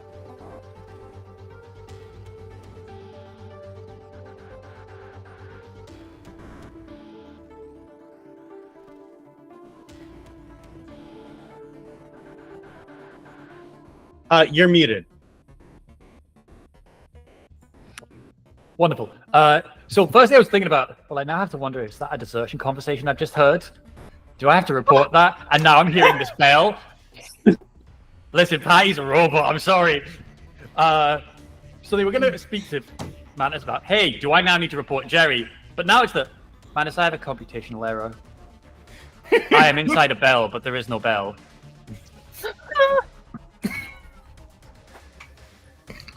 You folks, the base alarm starts going off. Everyone report to bays for dispatch. I repeat, everyone report to bays for dispatch. It's time. Without ever making that promise to Jerry, I do give a stiff nod and start heading towards the automatas. Jerry then walks over to Eldon. You okay, man? You look... God, you look like you... Did you get any sleep? Nah. I drew a stick figure and a trampoline on my hand last night, and I couldn't sleep until I got it right. Like when you move your hand, it goes boing, boing, boing, boing, boing, boing, boing, boing, boing, boing. Is there a way to discern that he's bullshitting? So, yes, there is. You can roll some dice about it. So, I would say this would be an empathy observation. Or... No, I think that's actually perfect. Yeah, go ahead and roll me an empathy observation. And would I roll empathy manipulation? If you would like to... If you are trying to actively, like, if you're just trying to passively, I would not. I would set like a base DC. But if you're trying to actively hide it, then I would say that would be a manipulate in either empathy or wits. Definitely empathy. Yeah, I'm absolutely trying to hide this shit. So if it's empathy observation, am I taking my 5 in empathy and my 2 in observation? You're Or adding those together, and that is your die pool. So it's a 7 die pool. And, Okay. and then do we add our stress rolls? So whenever you roll, if you have stress, you roll with stress. So you add 1 die for each stress, but you need to make sure that you know that is different. Because if you roll 1s on stress die, you get panic rolls. so do I roll with stress? Yes, you have to. Okay. So that's 1 die that's just my stress dice. So we're gonna roll that one first. It's a 1. I'm gonna roll the other ones. I also rolled a 1 on my stress. Hell yes. And I got 3 6s, a 1, a 3, and 2 4s. Okay, so any 6s are successes. So it's how many 6s you get. I got 3. Got 4. Oh. Okay, so each of you need to roll a d6 for stress. So add a d6 plus 2 for Jerry, because you have 2 levels of stress. And a d6 plus 1 for Eldon, who has 1 level of stress. So I got a 6. So On a- 7. On a 7? Oh. Your agility is reduced by 1 for the remainder of the scene. Here. I got a 1, so A 3. You are able to keep it together. all right, cool.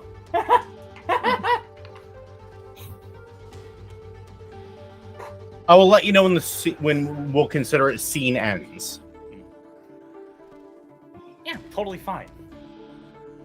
Okay, you just maybe I'm saying something, but cool tattoo, like you gotta definitely get that. Like you gotta show me how to do that. Yeah, I'll talk to Patty about that. He'll get us some new ones. Yeah, like we gotta get new matching tattoos, man. Like, Absolutely. I mean, they healed up nicely.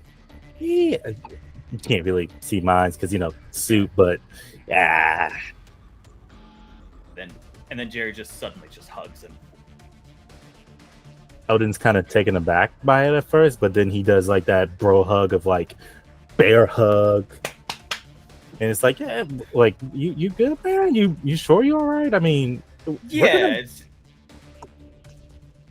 How many? So, GM, question: how many missions have we as a team been on in our automatas? So in your automatas, I would say 5 or 6. But I think Okay. that you folks have been on, I would say, a dozen missions above and beyond that out of automatas. Okay. I just want to make sure don't. He's analytical. Don't just remember it's not me. No, that's fair. And he hugs him a little tighter. You know my deal. Yeah. Origins. Yeah. Just it's like an X. It's like, damn, I don't want to talk to you, but I gotta. As you folks begin embracing and things like that, the ringing is continuing. But now, over all of the comms, you hear, as if from a great distance, screaming. Patty, you recognize that this is coming across all communications channels. Like, you can hear that the admin team is trying to clear up the audio channels, but you can tell that this is just coming through every radio channel all at once.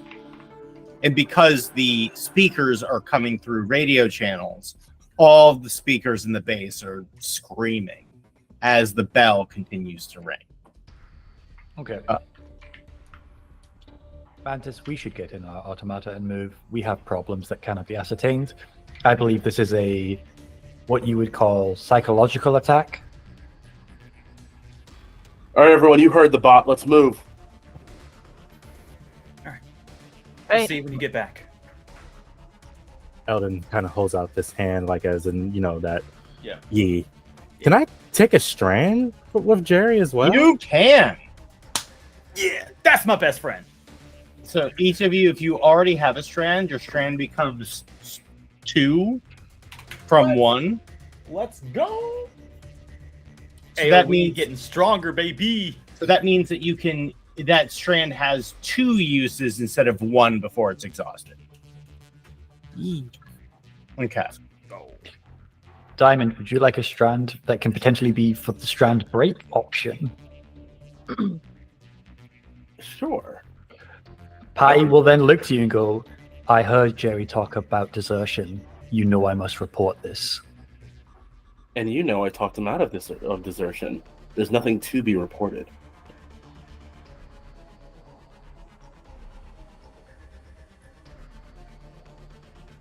The conversation must be reported. No crime has occurred. Nothing has happened. Right now, we're in the middle of a crisis. Any report would only muddy things.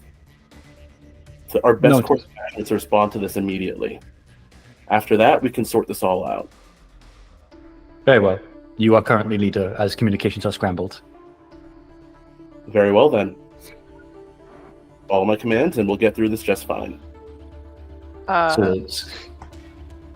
Ren, because of my strand talent, currently I am gaining another strand with Patty because of that situation, as well as with Eldon.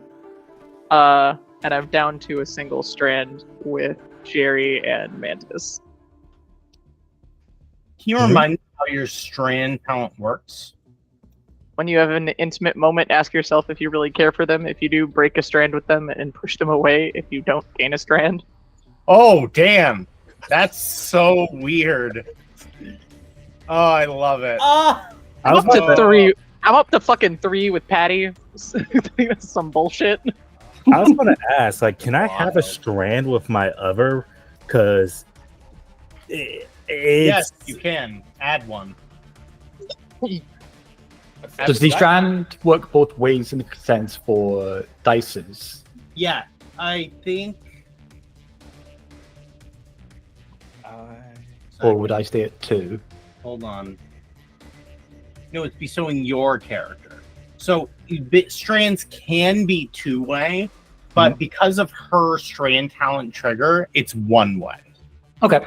Now, if your strand talent, do you have one? Yeah, but it's not been triggered. Okay. I have to actively trigger it. Okay, reasonable. Okay, so you folks get in your automatas, and as you get in, you hear the comms start to clear up, and you hear Administrator King. We've been preparing for this. They're coming. Pilots, are you ready for dispatch? Right away. Gonna be. Aperture's green across the board. Prepare to dispatch. And you see the ceiling part. And you can see that the sky, while it was always this weird brown, because you're so far into this region, it is now blood red. As the automatas dispatch over, you kind of hover over the hellmouth, and from here you can see you can't see all the way down from here, but you can see something beginning to move at the very edge of vision.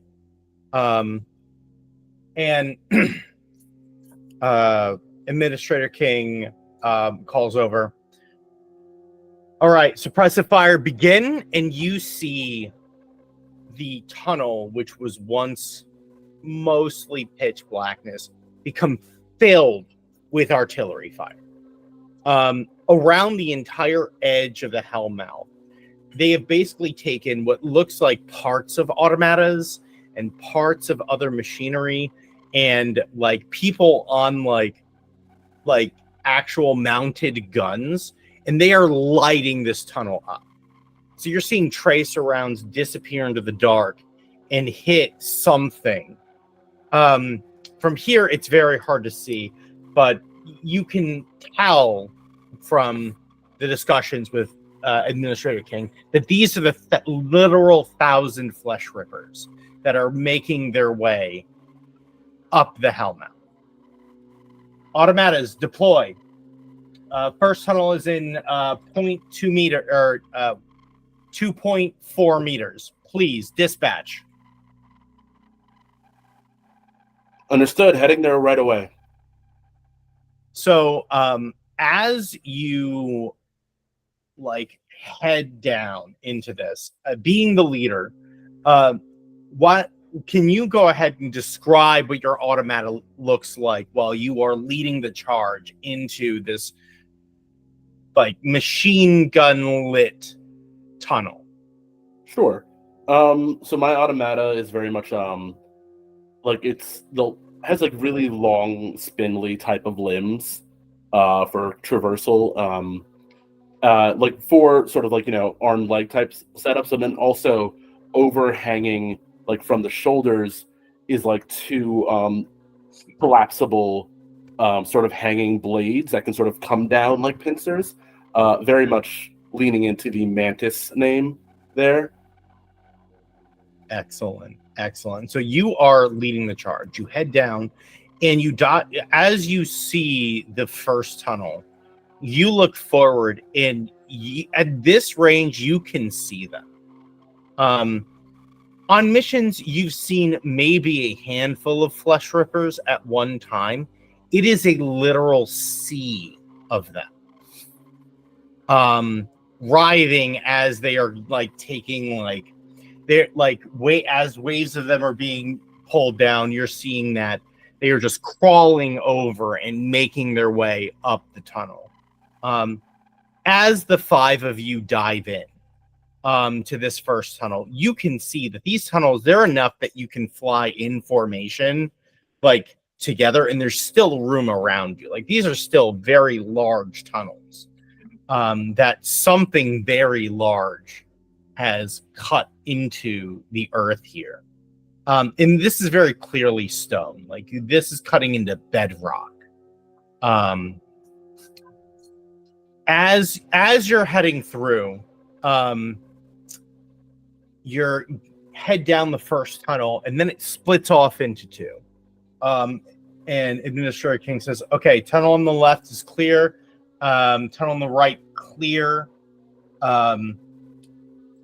From my best calculations, you should progress to the left instead of the right."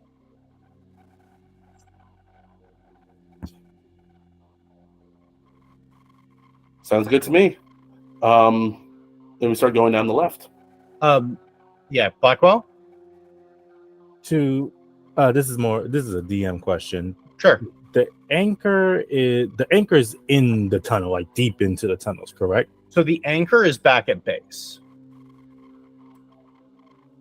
Hey, this go funky. What's the lineup?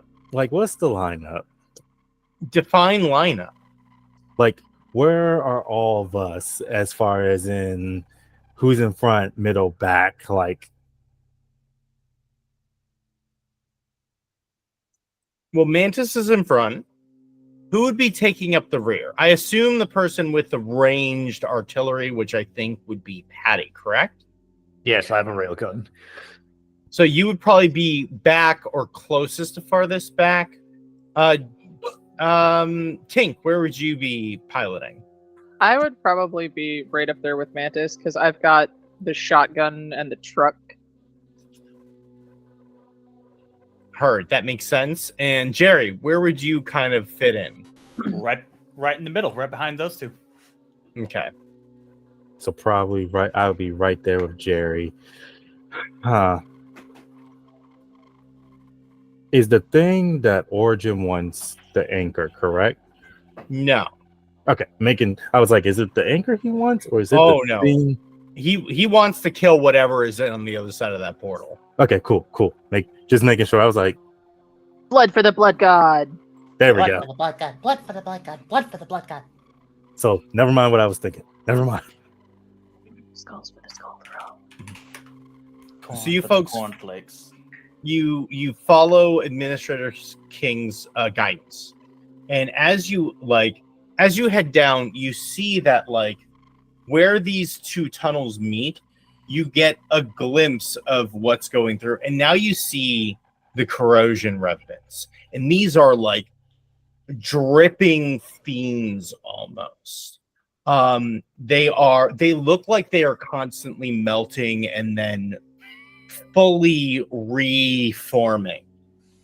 And almost like they almost have this like angelic corona of just corrosion pluming from above them as they are just clawing their way up this tunnel. They look much larger than the flesh rippers. Like the flesh rippers were pretty much your like standard fare, but these seem like they're almost automaticized, each individual one of them, as they're making their way up. But they do not see you as you just dart from tunnel to tunnel. Patty, I would like you to describe your automata to me. And then as you see the tunnels above you come up, and it's a three-way split. Administrator King says that they are getting some really bad interference here, but they can tell that one of the tunnels has weavers in them. The second, there's definitely something in the other tunnels, but it seems they cannot tell what they are. Patty, why don't you describe your automata and what it looks like when your automata tries to do a scan of the area to see if you can't get a clearer look. Okay, so it's called Manticore because it is basically a conglomerate of personality traits that are useful in certain animals. So its head is, sorry for people with arachnophobia, it is almost like spider or fly-like. It is a large set of maybe 12 different cylindrical visors, all with different lights and spectrums to observe. The main torso is more lizard or serpentine, like basically it can like bend and flex to be very agile. And the legs are very much dog-like for being built for speed. So when it's basically like you want to observe, it's basically going to just contort and snap to keep low for stealth, but basically obsess as much as possible. Love it. So yeah, give me describe what it looks like when the scan starts. The backs that are going to basically like open, and you're going to see small radar dishes start to appear as I have portable radar for perception as well. And all the eyes are just going to basically turn into a different form of both the infrared spectrum, the UV spectrum, which won't be noticeable to human eye, but your automatas will probably pick it up, and also just in the normal spectrum. And I'm basically scanning for heat signatures, infrared, any different sun, one eye will be doing it. Excellent. Okay, so let's get 1 second. First, I closed the one thing I need literally right now. So I'm pulling something else up. Okay, so let's get a wits and observation, or I'll also accept wit science. Your call. Oh, wits observation. And will I add the radar for that? Of course you will. Absolutely. Okay. So that's going to be 8 dice. Let's see them sixes. I should have had more dice. I did not realize I built it this way. 3 6s, 1 1, if that matters. Oh, wow. Okay, that's excellent. So as you scan, you definitely get a sense that the weavers are a nightmare. So the webs are all throughout the tunnel that you can sense, and it seems like they're using those to try to confuse the scan. So there are far more weavers in that tunnel than the previous scans were able to identify. It does look like the other paths. One of them has something very large that appears to be tunneling in that area. But you feel like the other two, there's just maybe one or two pretty basic enemies that you would be able to dart down. And that would be this is a 4-way split. So it is Weavers, Behemoth, and then these other two down here would be the easier ones to head down. Informing Mantis, path A and B are inadvisable, C and D are optional. What's better between C and D? Indifferent, perspective, luck.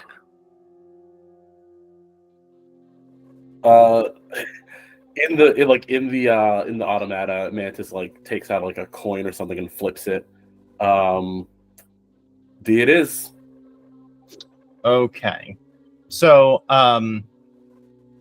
as you folks roll over into that tunnel, you see the behemoth as it roils past, digging from one tunnel into another. And it is huge. It is easily the size of several of your automatas. But as you dart across, it does not notice you. As you head in here, you see that there is it is this, literally, it almost looks like it is a shroud of flesh that is just shivering in the darkness. And as soon as it sees it senses you, and you hear the screams that were coming over the audio channels emitting from this being.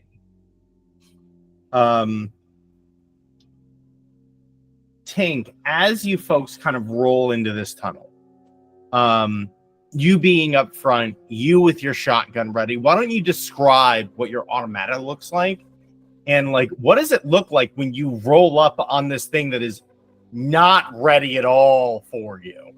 Okay, so Gerald, which stands for Goliath Extraplanar Resistance Armored Legion Destroyer. Basically, if you take the Iron Giant and then combine it with Optimus Prime, but strip all the paint and add some rust, this beat up junker of a relic that is this automata has seen some shit. Considering I am not its first pilot, and the fact that truly it is kept together with duct tape, toe straps, and prayers, but has a massive fuck off, like, sawed off shotgun, double barreled, ready to fuck you up at the drop of a hat, and then reinforced right arm that is basically, like, when turned into a fist, a semi-truck repeatedly reinforced with, like, shipping containers. Everything else, it's like occasionally you go, is that a billboard? Like, there's just stupid shit as armor and, like, compiled onto this thing where it's like, it looks like crap, but it's effective. Nice. Love it. Yeah, so do you want to take a shot at this thing or what? Oh, absolutely. I'm thinking I'm going in with I'm trying to decide if I want to do the. You know what? Yeah, let's do shotgun. Let's just do shotgun on this. Excellent. So I'm gonna give you a +2 dice Okay. because it was not ready for you. Like it was just like, oh, I'm doing this long ranged thing. Oh, I'm helping to break up their radio. And nope. The next thing you roll up on it with your shotgun, and it is not prepared. Actually, the first thing I would do would be like, Mantis, are we going in hot? Hot as hell. Cool, because this gonna make some noise. So what am I rolling? So you are shooting a thing. So to shoot a thing, it would 1 second. The thing. So it would be ranged combat plus, I would say, agility. Plus whatever bonus, and then so it's that dice pool, add 2 dice. Okay. And do I roll stress? You always roll stress. Do I roll that first? I would, because you got to keep it separate. Got a 5. Yeah, you're fine. Wow. I got 3 6s. All right. What is the damage on that? 3. 3. You hit it, and it is immediately just winged. It is surprising you. It also says 2 echo and -2 recoil. Okay. I don't know what that means. Yeah. Give me 1 sec. Other than it's probably loud. Let me pull up the damage tags.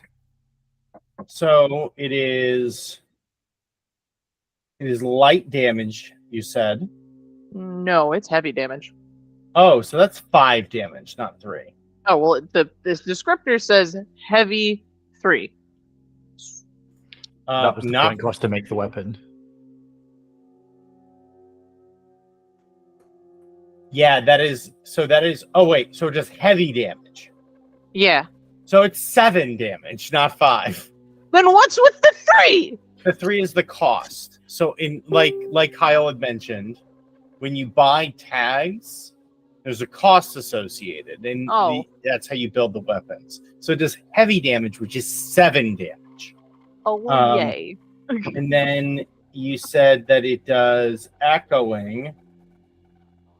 Okay, which if there was a secondary target, it can hit a secondary target. And then you said it has, what's the third one? -2 recoil, which is my flaw. Okay, let me pull up the recoil. I just literally took all the numbers and stuff and put it right into the sheet. So it has enough recoil to knock you prone, but since you're not really hassled right now, it literally, you get right up on it and it just boom, and you hit it at point blank range. It is not winged, it is smeared across the sidewall. And you get literally blown back in space a bit, and then fly, and then you're able to just continue to fly forward. You folks hear from like off the side, like from behind you, like something heard that, but you folks are already well on your way out. You folks make your way down this tunnel, and at the bottom of the tunnel, you see it. It is a large blue, it looks like a roiling sea in a storm. That like greenish blue, that clearly spells trouble. And it has filled the bottom of this this base. You look up and you can see that it is just released and is heading up the tunnel 400 behemoths. So that large thing that is the size of several of your automatas, these things are just tearing through the walls and tearing through the earth as they make their way up. In that moment, you get the distinct feeling that if they make it to the surface, there is no way any amount of firepower they have up there is going to be able to stop them all. You folks couldn't stop even a quarter of them. It just leaves you and the portal. All right, gang, let's nip this in the bud, shall we?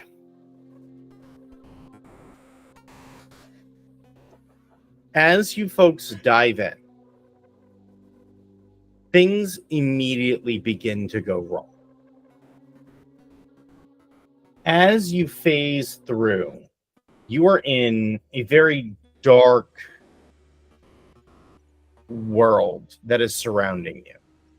Your automata appears to be able to stand on something, but you would not necessarily call it ground.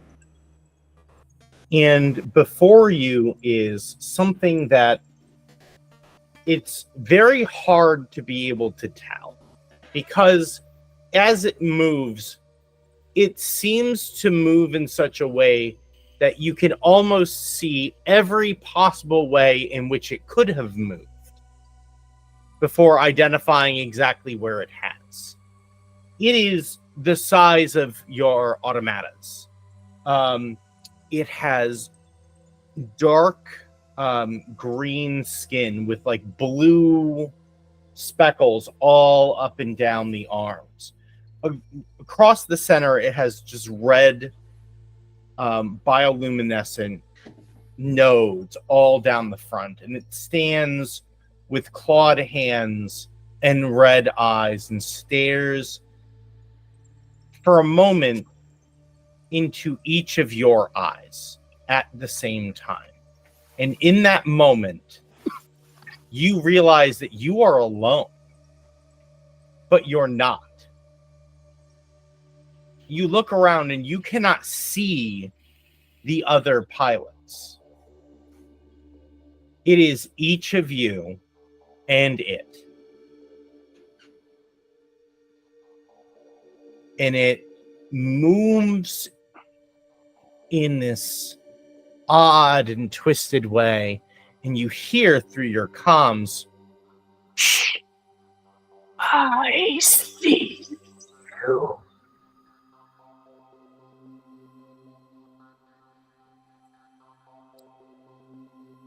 and that's combat, folks.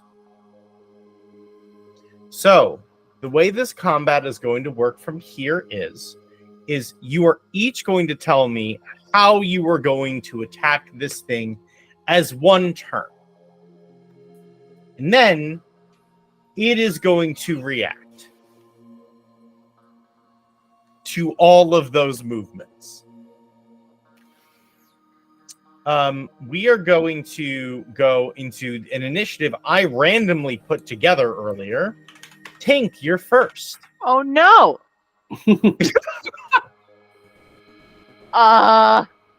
Okay. Well, I mean, the only thing I'm positive I have is my shotgun. Because I don't really know that we have anything else. Because we just have that one weapon, right? Yeah. Unless you had a secondary, which you do, your fist. Yeah, but that just... Okay. Let's roll up this bitch and punch him. Sure. Okay. So you are rolling in and you are going to punch it. Excellent. Okay, next, Jerry.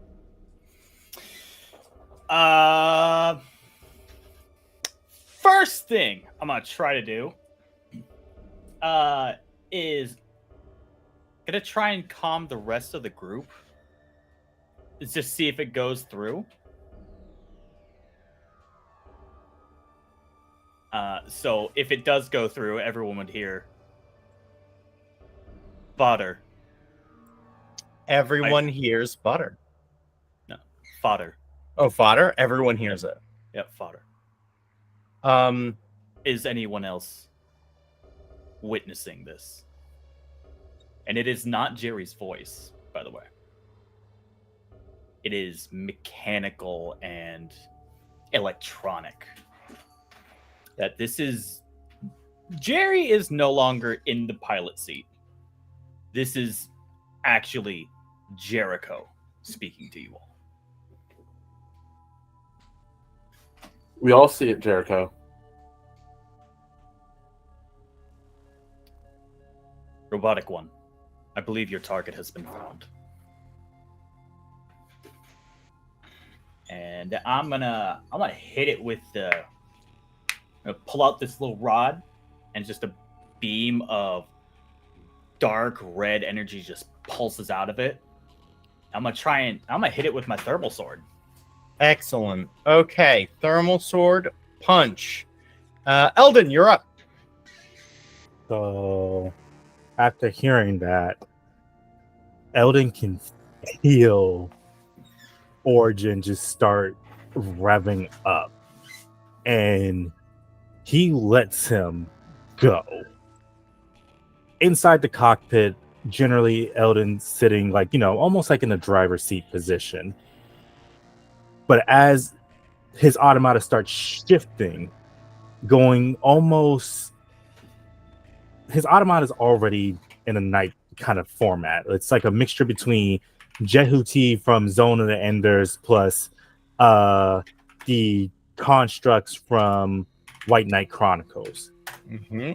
So as it starts to essentially shed all that armor off, almost like a metamorphosis, wings sprout from its back as it goes down on all fours, as something twisted and primal, almost like machine and organs mixed together, start coming out. And it just lunges towards the entity with sword trailing behind him and one claw outreach towards it as it maw opens up and just screaming out, "Devour!" With that roar, you all feel like the ground shake as that happens. Patty, you're up. What are you doing?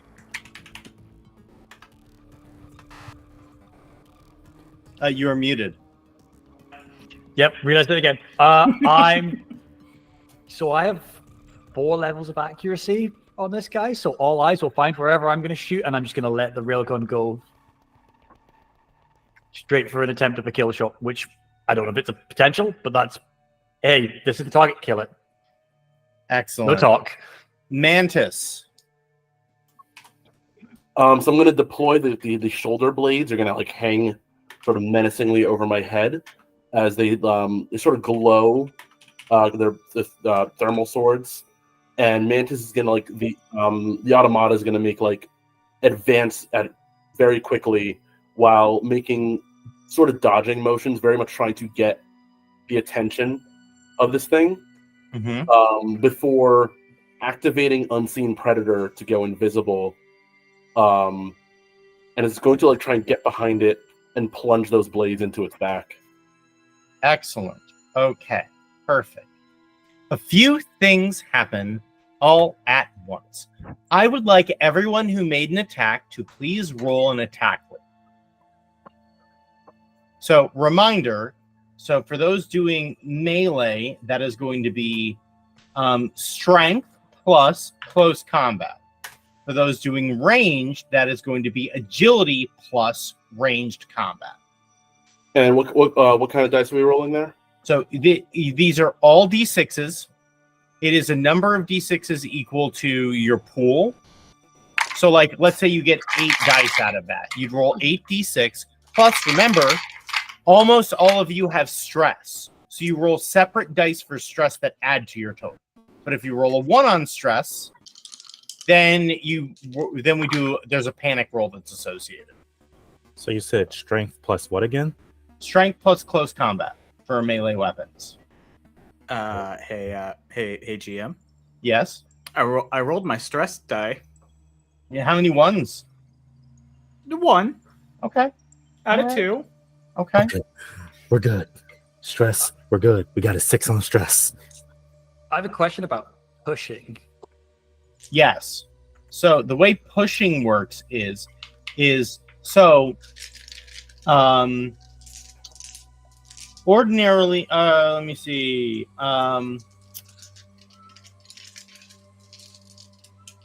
So I can see from the thing you said, if no one's shown stress dice, you may add 1 stress level and then reroll non-d6s. That's fine. That part I maybe understand. The reason why I'm asking is I need to check if it's the manufacturer of the prototype.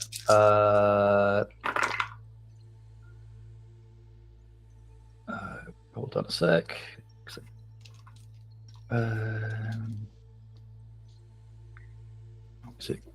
It's not it's manufactured. So combat subrouting. When committing an act of violence in accordance with your programming, make a free push on the roll. So killing the target is fulfilling that programming, and it is a violent act. So I get a free push. If no one show on stress die, you can take 1 stress level and then re-roll all non-6s. Does that then ignore my integrity to not get stress? Holy shit! Yeah. Oh, I cooked. I also have 4 levels of accuracy, 2 from the weapon. Somebody cooked here. Yeah. Smells good. So I'm gonna say you don't take that stress level. No, Okay. you don't. And is accuracy more dice or plus to the dice rolls? I think accuracy is additional die. Okay, so I'm rolling 13 dice with rerolls of non-6s. Sis. Fuck. Okay. Man, I Excellent. just get to lower my stress if someone's an asshole to me and I take it. What the Anyone- fuck was I doing? Anyone So- at Gehenna, I'm sorry I broke it if I did. So I'm okay. sure Nick would be proud of you. So let's start going around. So Tink, how many successes do you have? Out of my stress was a 4, so I'm pretty sure I'm fine. Yeah. But out of my 7, I got 3. 3 successes. From Tink. Okay. Semi truck to the face. Jerry, successes. I haven't rolled yet because I rolled a 1 on stress. That's fine. Keep rolling. Oh, okay, cool. So remember, if you roll a 6 on a stress die, that is still a 6 to your pool. We want to roll it separately in case it's a 1, because that's bad.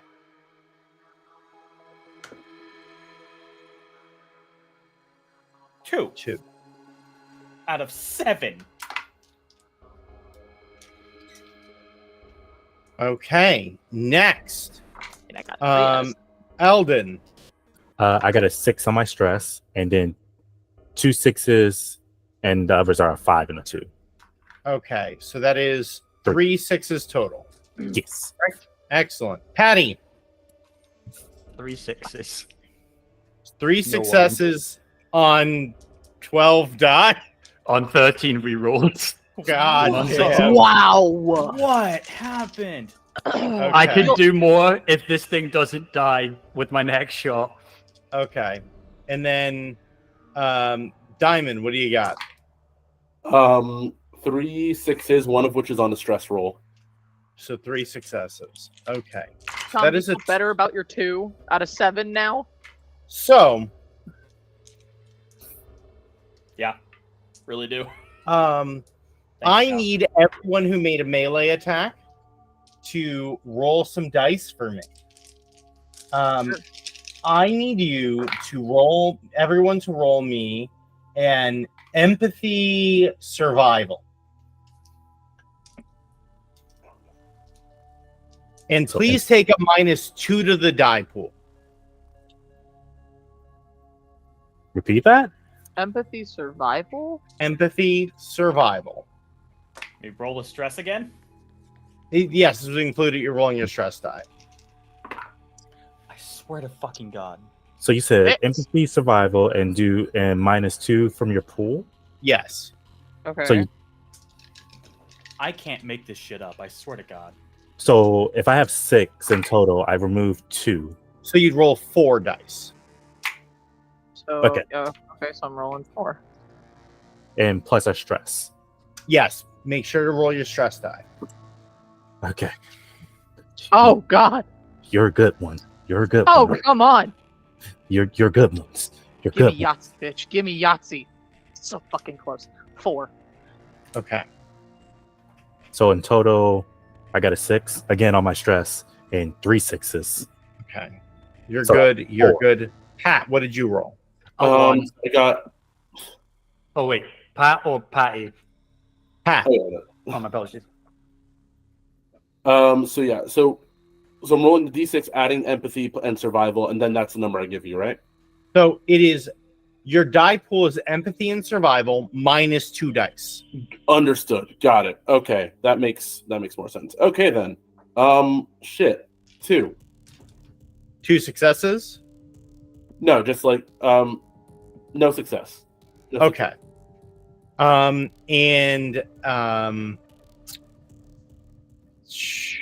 Jerry, how'd you do? I rolled 2 successes But and a 1 on stress. excellent. I So, can't make this shit up. Okay. So,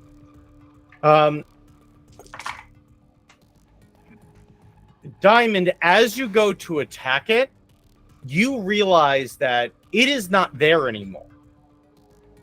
And instead, you are standing in line with a railgun cannon shot. You take 3 damage. Actually, no. How much damage does the railgun do? 7. So you take 7 damage. Fuck.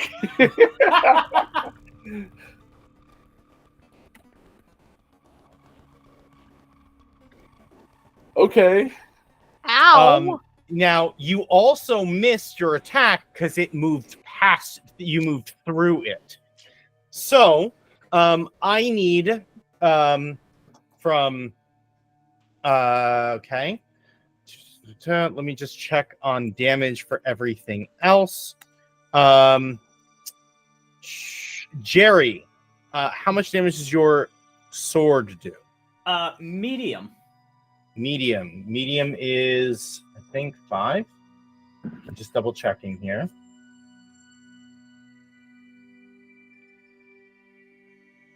It's like I'm learning the rules to this fucking game. Let's go. It is 5 damage. Okay. Hey, yo. So it takes 5. All right. Eldon, you hit it. What damage do you do? You're muted.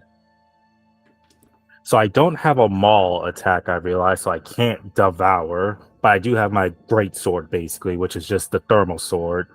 Where are you at? Where you at? It's So- medium. Yes. Okay, medium. that's another medium. Okay, so that's 10 damage total. Now we have Tink. You punched it.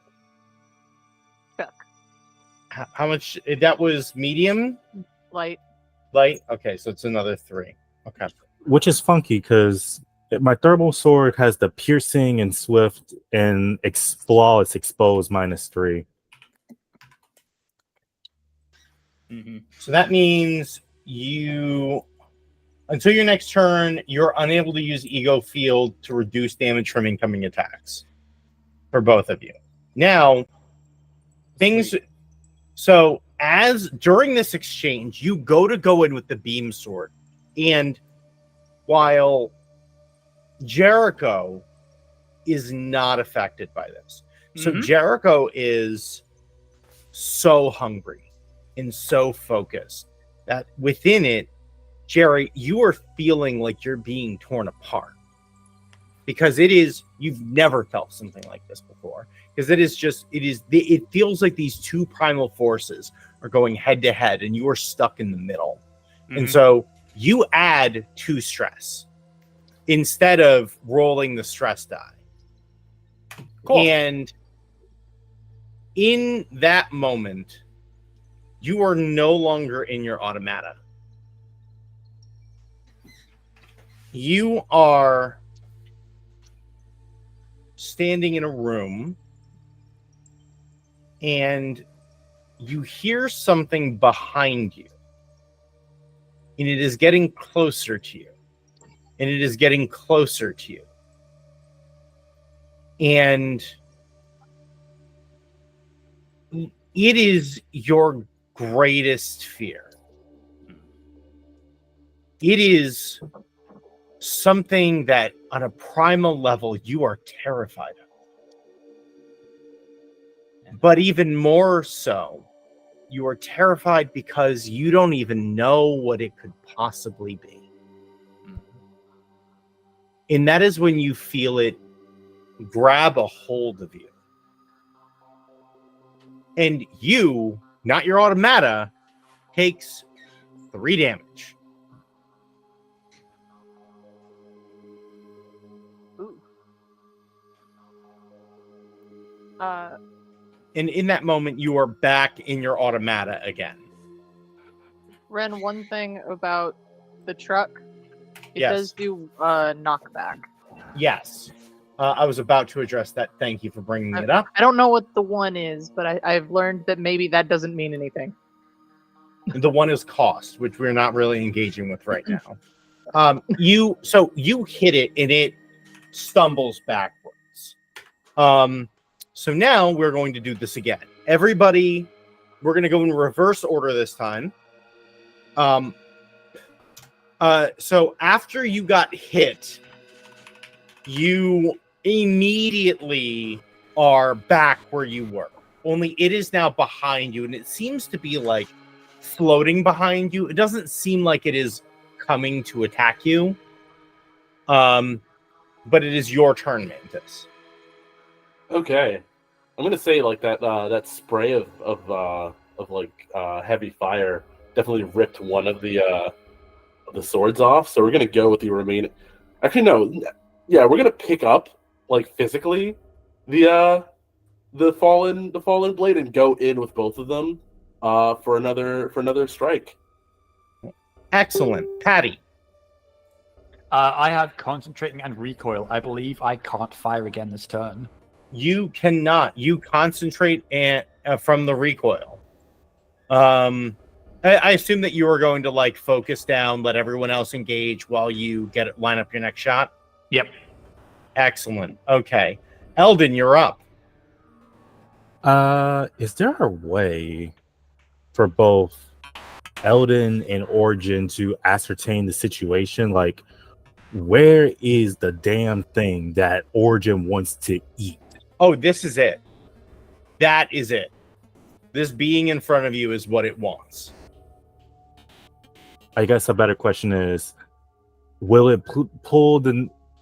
Wait, did I get pulled a Houdini and not hit it? No, I did hit it. So we're going to do the same thing where Origin is leaping forward. And I think I have Wild Berserking. Where is it? I had this medium range attack where I'm launching my arm out. So that's what I'm going to do. Yes. Do you have the information on that? I can pull it up for you if it's easier. So while berserking, you immediately fall into your automata's alternative mode. You hunt on all fours. You may engage enemies up to medium range with melee attacks as you launch your arms extended outwards. Yeah. So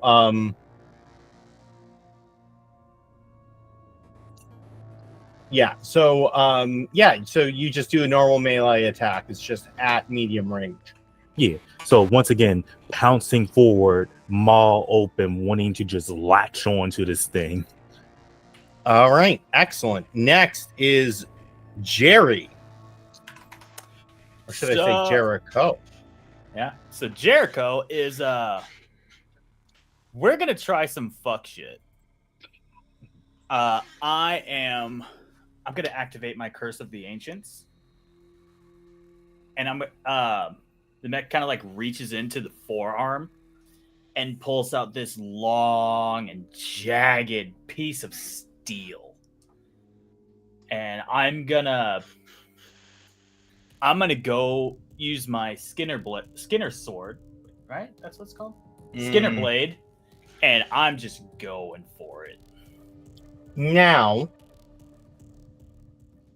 if you remember, I said that you have a special option. Mm-hmm.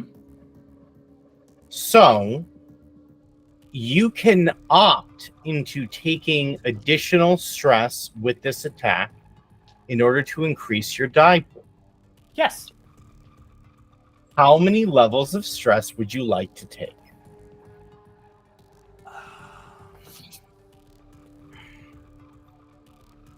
How much stress would it take for the key to break? For the key to break? Jerry. Yeah. Well, let's look at our stress rule, shall we? You're making very, very interesting choices, buddy. This is strong and narrative choices. You're making Interesting narrative So- choices, and now Like- we are wondering. best friend. Hey, best friend. Hey, Love son. yourself, best friend. Like you don't got to do this, Oh, best no. friend. It Jerry very depends. much loves himself. Jericho don't give a fuck. It depends on how much stability you have. What's your stability, friend? Because stability is wits, right? I believe it is. Mm-hmm. So the way that stress works is that you get more stress with a growing risk. So rolling a 1 on a stress die incurs a panic roll. Rolling more than more ones on your stress die than you have successes causes stability loss. So technically speaking, there's not an upward limit. Okay. Let's Oh, good. double it. So how much stress do you have right now? 4. Excellent. I really feel like we're playing the worst version of Jeopardy. Awesome. Let's go for the daily double. Why not? That's not true. You had 4 because I Oh. gave you 2 more, so now you have 8. Oh no. I had 2, and then you gave me 4. 2 more. Yeah, you gave me 2 more. So then doubling that would make 8. Yeah, so it's 8. Okay, excellent. So you're going to be rolling with 8 stress on this melee attack. This melee attack with this thing. Next is Tink. So one thing, I'm about to be like a super annoying paladin who keeps asking, is everyone within 10 feet of me? Are we all in the same zone? For the sake of what? Relic. Your automata's history and battle scars make it a symbol of hope for its allies. When an allied unit is in the same zone as your automata at the start of their turn, they recover 1 point of durability. I will say that if someone shifts into your version of reality, then yes, they would. So in the same sense, when Mantis and Patty were in the same place for a short period of time, that would count. Right now, it does not count. Okay, so because we are not in the same plane of existence effectively, Yes, they're it is- not in the same zone. You are in the same place, just on different planes of existence. Damn. Well, if anybody comes near me and it happens to be their turn, I'm going to say that whenever someone crosses or you cross into someone else's, that everyone that is present there can benefit from that at that point, just to Okay. balance that a little bit, because Okay. this is a very weird combat. yeah. I had to have that paladin moment. No, that's okay. Okay, so I assume with recoil, because it's been a while since we shot the weird flesh screamer, I get to use my shotgun again. So it is. So using it will knock you prone here. So it is a situation where you shoot, it knocks you prone because it is a huge blast. But Okay, yes, you can do that. So what does prone mean in this universe? So And also, is my strength not helping me deal with that at all? Or it is a very big gun that is doing very big pushback. It's doing very big gun things. I It's think why I it's a couldn't thing shoot this where, turn. like, if something it gives you benefits when like, we'll just say it works kind of because I'm not exactly sure. I don't exactly have that page in front of me, so I'm gonna say that it will gain 2 bonus dice if it's doing melee attack versus you while you are prone, but if it is trying to make a ranged attack against you while you are prone, it has a -2 die pool while you are Okay, prone. gotcha. And how long does it take for me to fix being prone? You can do that at the start of your next turn. So basically, like, you move and you shoot. Gotcha.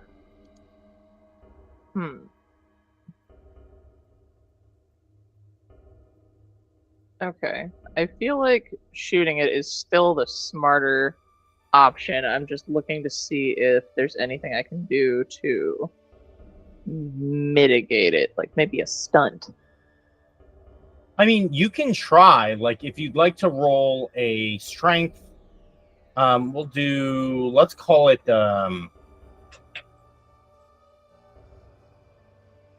a strength endure or strength mobility. Your call. Okay. I'll take After the you shoot. endure. Okay, I'll take the Okay. endure because I also think I have something for that. Excellent. I would like everybody to roll me roll your attacks. So, am I adding an additional 4 d6s to my roll? You're adding 8. Or okay, because well, I know I have 8 stress, but with the thingy. Oh, so you add for Curse of the Ancients, the attack is empathy command. Yes, which is 9. I'm just talking about the time seeing thing that you gave me. Yes. Yeah, just do that. Sure. Okay. Yeah, do that. Okay. Also, I think I rolled this incorrectly last time with the shotgun because it says that the range is engaged. You were right up on it. That's Yeah, fine. That's so- basically melee range. I was going to say, I feel like it's still supposed to be close combat. Yeah, Um, it would. Yeah, you can do close combat. That's fine. I mean, it just because it says I have no range. So, Yeah. okay. So with this roll, we're just doing our strength, and that's it, correct? For if you're doing melee, it is strength plus close combat. And we still roll our stress. Always roll your stress. Always roll your stress. This dice is godlike. We love you. Can I have it? Are you having a bad time over there, friend? I mean, 8 stress. That sounds great to me. Because these are from my baby boy Sage. He has similar dice to my Grump Atlas. All right. So let's go down the list. Diamond. How'd you do? All right, we are looking at 1 success. No failures. Failures would be 1s, right? Yes. Two failures. Okay, so that means that you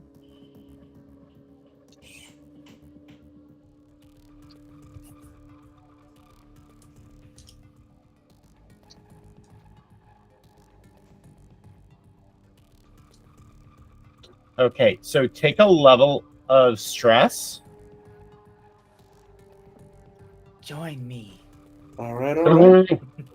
No, purely Zen. Oh, those ones were not on your stress die, correct? No. Excellent. Okay, moving on. Patty, you are focusing for your next shot. Eldon, what'd you get? I got 5 successes. No Nice. stress, no failures. No failures, all 6s. Excellent. Okay, This guy right here. Mm, Jerry, you're up. So I got 2 ones on the stress. And then I got 7 successes. Okay. Excellent. Awesome. So,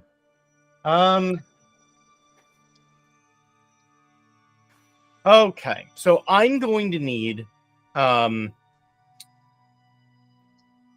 Mantis and Tink and Eldon to please roll me 1d6 each and let me know what the results are. Okay. 3. And then I can tell you my success. Yes, please. I thought I already did yours. We were No. talking about other things. Please. I got 2 successes, no failures. Excellent. Because we were talking about your weapon. I was like, we've done that. And then I haven't rolled the strength and endurance. Thing yet, so Yeah, go ahead and roll that too. okay. Real quick. Also, I got a 6 on the singular. Excellent. Okay.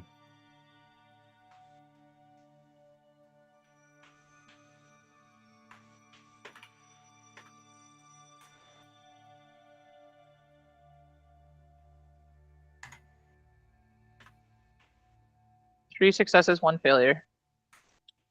3 successes, 1 failure. Okay. So no, you're good.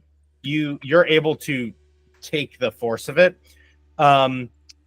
Like you do feel like if you keep doing that, it might do some damage to the actual like machine itself, but it's fine for now. Understood. So a 6, a 3, and Eldon, wait a what minute. did you get? I got a 4.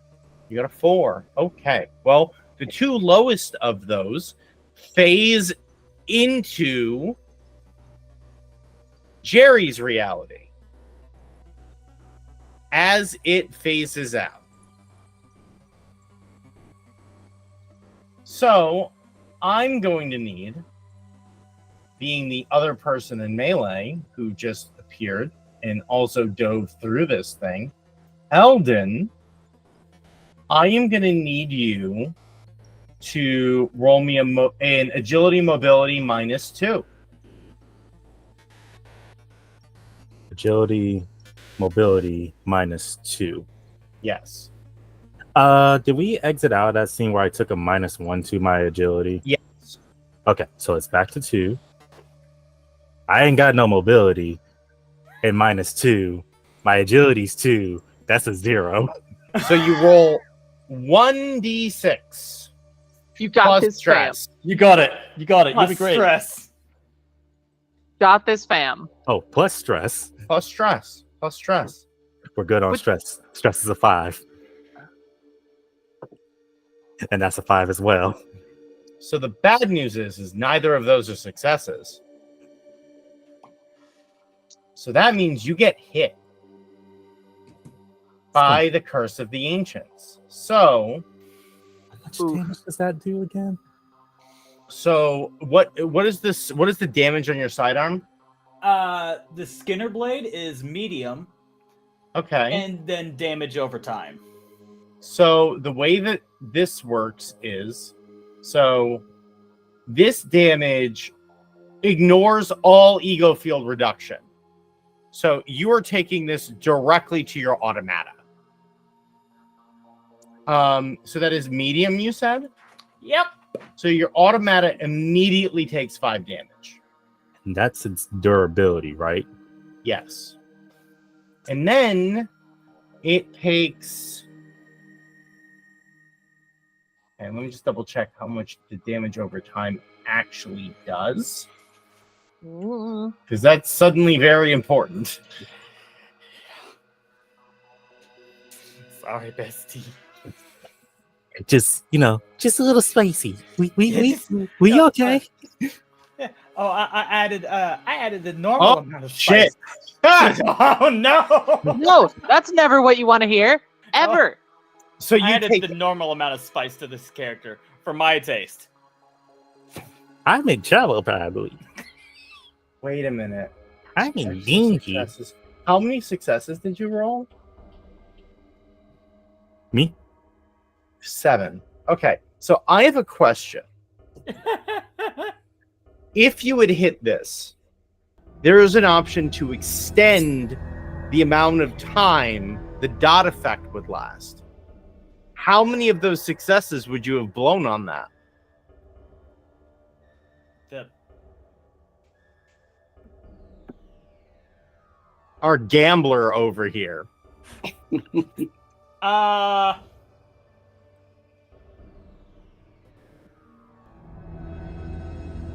I'd say 3. Okay. So now this is going to last 4 rounds. And you take half again the damage you already took. And So you're going to take 3 damage every turn for 5 turns. so we're running on a time clock. We're running on a time clock then. I got 2 rounds to survive this, y'all. Yeah. Also, Oh, damn. you would hear in your mech, Fodder, stay out of the way of others' attacks. Each of you both take. Well, I'm going to say, Eldon, you take 2 stress from that. I think that's fair. So 3. Jerry, I think you take 4 more stress. Feel like, and this is not Eldon talking, it's Origin being called fodder. You hear this guttural growl. It's not words, it's just something in your chest, as if warning you itself of stay out of its way.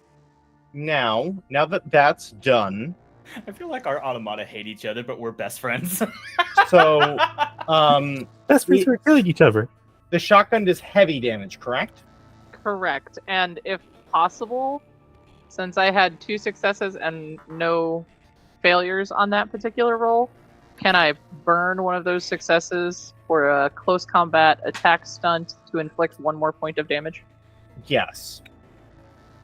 So that is 8 damage. Well done. Mantis, you hit. Okay. How much damage does it do? I believe it's a medium, so 5. It's another 5. Okay. It looks very, very not good.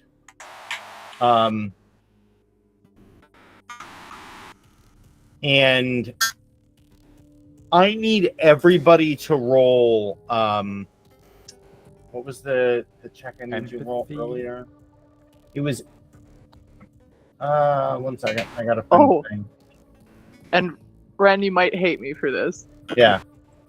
So you had me roll endurance to take that shot. Yeah. And I had 3 and 1. I'm gonna burn 1 to take. You're hardened by the experience and don't need to roll to overcome the exact same challenge in the future. Sick. I love that. Yes. Awesome. That's so fucking cool. So Sorry, please, I'm reading and learning the games we're playing. no, that's great. Please roll empathy, survival, everyone. Remember, roll stress. Hold on, I'll find it. I got 3 stress now. I'll Survival. put that in my hand. Are we still taking -2 to this one? Yes, please. That's 5 plus 4 2. plus 2 minus 2 plus 1. Math. So wait, empathy plus survival plus 3 stress. We're gonna roll our stress first. Don't forget -2. Oh, minus 2. And remember, the -2 is from your normal die pool, not from your stress die pool. All right, stress. I got a 4. So I got a 6 and 2 1s. Excellent. We're So, not, we're not doing good. Blackwell, That next makes turn I'm going to do my sense. best to help get rid of this thing for you. Don't worry. Please live. okay. So that's 1, 2, Um, 3. We could work with that. So that's 4 successes, but 2 on stress. Roll me a d6, please, and keep that. You succeed from the overall check, but from stress, yes. Eldon. Okay, so let's go. Tink, what'd you get? 1 success, no failures. Excellent. You're good to go. Jerry. Oh, I didn't know I was in this. I'm sorry. Oh, it's sorry. It is everyone. So Okay. Again, reminder that is empathy survival -2. Make sure to roll stress. Patty, you're up. 2 success, no fail. Excellent. Mantis. 3 fails, no success. Ooh. Okay. Well, any of those on stress? Surprisingly, no. Okay. So you're gonna take 3 stress. Okay. So you for a moment are not in your automata anymore. And you basically relive losing your brother again. That whole thing. I believe it was my partner, and it was My brother. Yeah. Oh, sorry. That's the thing. You relive losing Tiffany's brother all over again. Damn. You are instantly transported to the moment where you realize that what you feel like was your decision making resulted in his death. And in that moment, you are not, it's not like you are reliving the acts. You are crystallized in that moment. So in that peak of emotional discomfort, you are frozen there, but fully conscious. And then you are returned back to your automata. And that's why you took that 3 stress. Shit. Yeah, I'm not looking good. Oh, that's not a good look. What's going on, Jerry? So, 2 successes, And 4 failures on stress.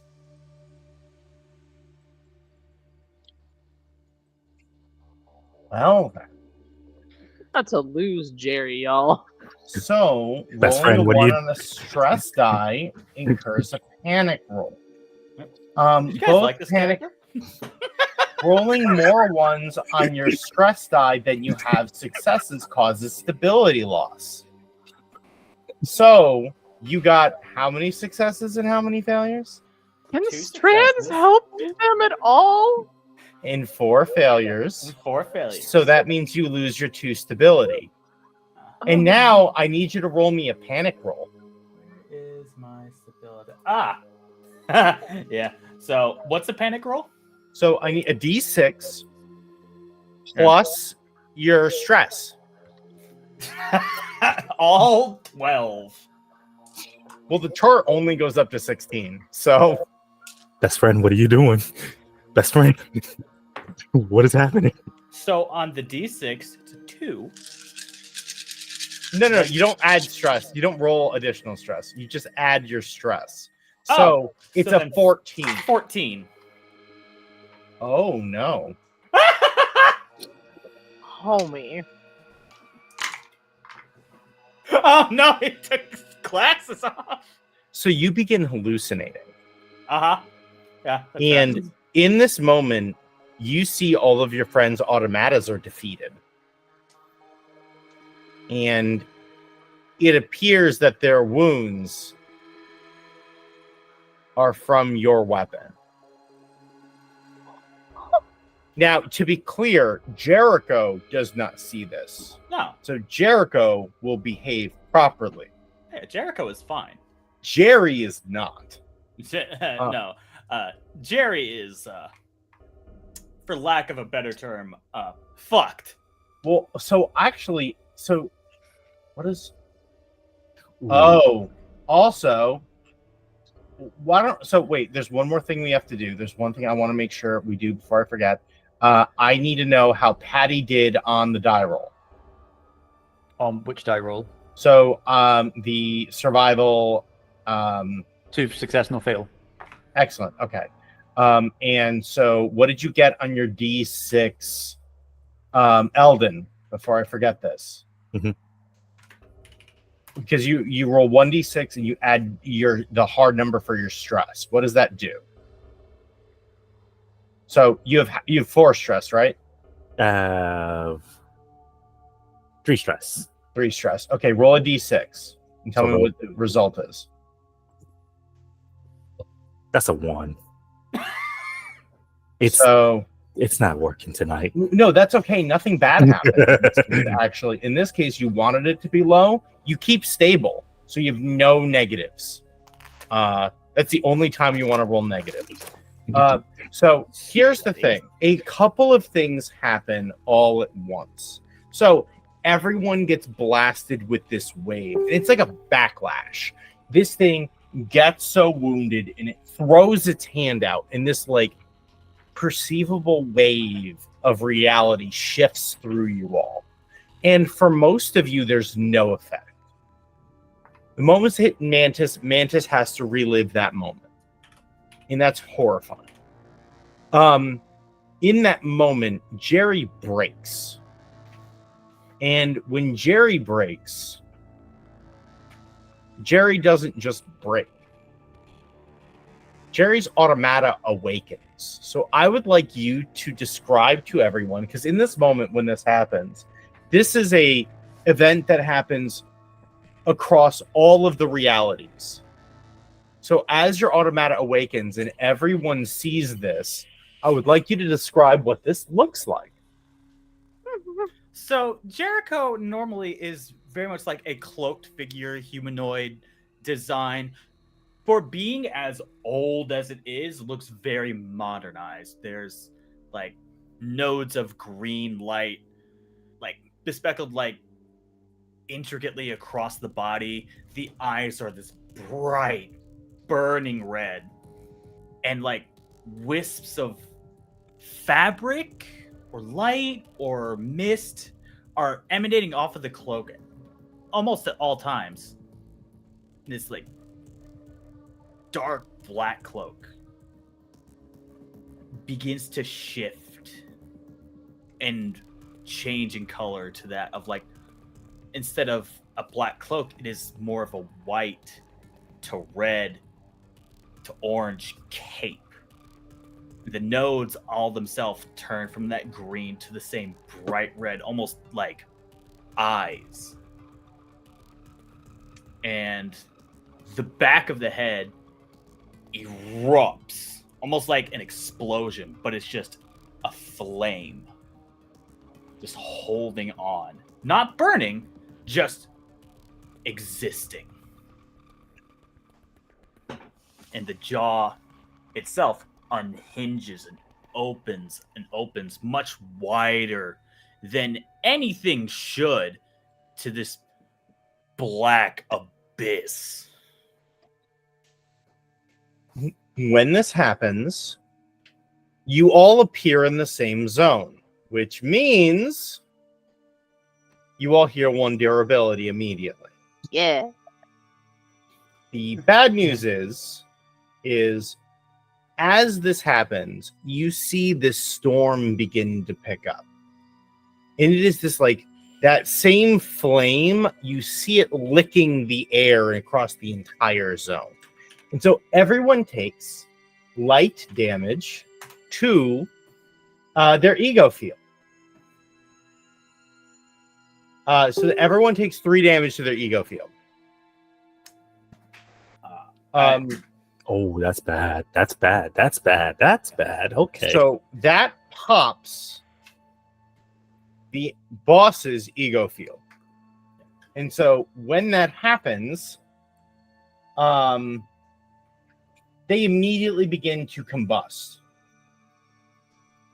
And so they then take heavy damage immediately.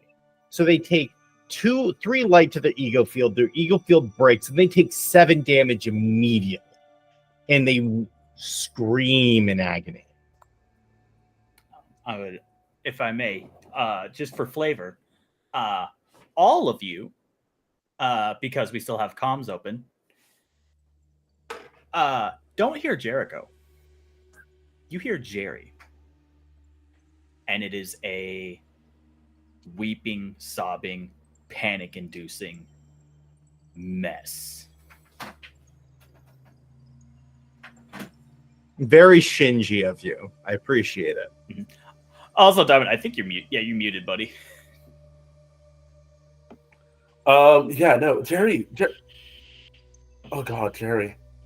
Have we seen this before? No. Is there can see with how our mechs work? Can we have singular conways? Yes, you absolutely can. Then, Manus, you're gonna get directive second target question mark. Will basically like appear on the screen, and that's basically is that now the second target? Wait, do we all see this? No, I'm only sending that to Mantis because of what Patty is designed to do. Patty is designed to eliminate targets that are a threat to the people. That includes you all. Yeah, Mantis is verbally out loud. Fuck that. And then you'll see acknowledge show up on screen. Okay. So now it's your turn. We're going to start and we're doing another initiative. Let's go. I think Tank went last or first. I couldn't remember. I went first, then last. Okay, so now it's first again. So what are you doing? Well, it does say that there is a cooldown on my weapons, so I assume I have to wait. Well, what is it? So what is the tag for that? It really just says a cooldown. 1 second. Let me pull that up. That's for the Lag shotgun. It says heavy, close, echoing recoil. A powerful shotgun that shoots superheated slags that can tear through enemies and cause secondary damage. However, it has a cooldown period and causes significant recoil. So, because you made that check, I'm going to say that you can force it to do another shot, but you will take light damage to your ego field if you take that shot. Which would be another 3. It would be another 3 to your ego field. Okay. And it still wouldn't knock me down. It would still not knock you down. Ooh, buddy. And that 3 damage to your ego field, that includes the additional force plus the heat. So that's all inclusive of that damage. Yeah. Okay. And what happens when your ego field breaks? Well, first you take 7 damage immediately.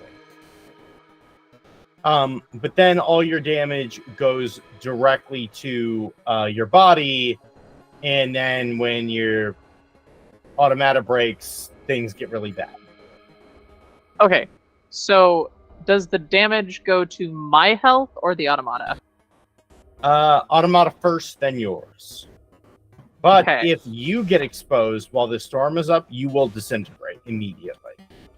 Gotcha. So just something to keep in mind. No. And this is why I chose certain things that I chose. Because I do have... God, where is it? Oh, it was an item. It was an item I took. Hold on. Where did I put it? Because I took the shield capacitor pack. Okay. Smart.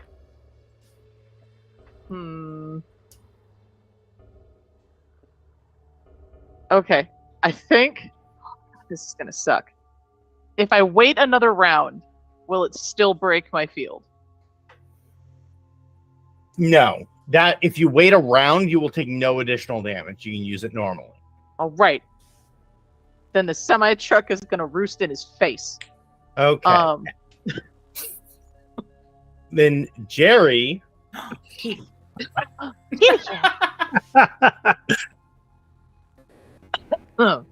So Jerry, what do you do?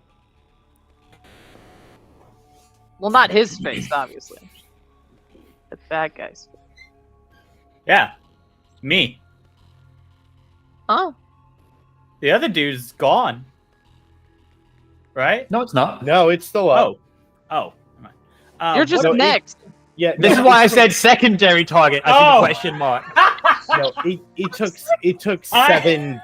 It took 7 more damage. It's not looking good, but Yeah, I'm gonna go at it with the Skinner blade again. okay. Next, Eldon. Is there a way to help Jerry compose themselves, like come back down? Is there anything I can do to assist with that? Right now, Jerry's not home. So, like, Jerry is. Why don't you roll me a wits plus what the fuck? That's wits I don't know how medical I have that. or wits observation. Your call. Well, first things first, using my hope talent because Origin wants that thing. It wants to eat that thing. But Eldon's ripping control from him to go assist Jerry. So with you doing that, I break the strand that I have with my other. And then everyone gains an additional die to all their actions for the scene. And every time they succeed in the action, your stability and ego goes up by 1. Excellent. That's cool. So Okay. doing that where I wrestle control from Origin, I'm still berserking, but it's no longer Origin who's controlling the machine. I'm nope. And you said which for the dice roll? So it's going to be a wits, either observation or wits medical. Your call. Wits medical, because I have more with that. That's 4 plus 3, and I roll stress, correct? Yes. And Sure. don't forget your +1 for breaking your strand. Yes. Okay, we're good. So that's a 6, a 5, and a 5 Okay, so you succeed. for my strength. Right now, you are certain the only way to help is to end this as quickly as possible.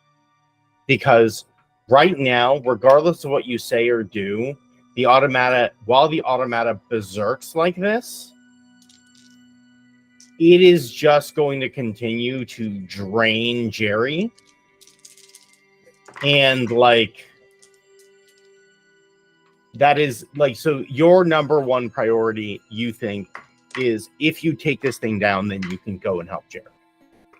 Oh, the first roll was my stress. I hadn't rolled the wits and medical yet. Oh, well, the stress is part of that, so it's already a success. Roll everything else too. Oh, And don't forget that you can like do stunts if you have lots of successes to make things better. Yes, that's true. What stunts can I do? Because I got Medical is part of your role, right? yes, And what else? and empathy. Wits, empathy, or wits, medical. Okay, I only see one for medical. I don't think the bigger ones have it, but you can recover 1 health if you need to. Yeah, because I almost forgot. I technically take 3 beginning of the round, so that's 4. Your ego field takes 3 Oh, specifically. I don't have an ego field no more.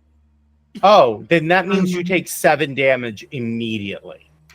So my automata is done. Oh, okay. So, Your durability hit 0, well, even with the recovery. Oh, with the recovery I did, or No, the recovery I did. so Yes. my are you adding +1 disability once or every turn? I'm so sorry. So I initially had 6 health. Your +1 helped me get up to 7. My ego was shot to 2 earlier.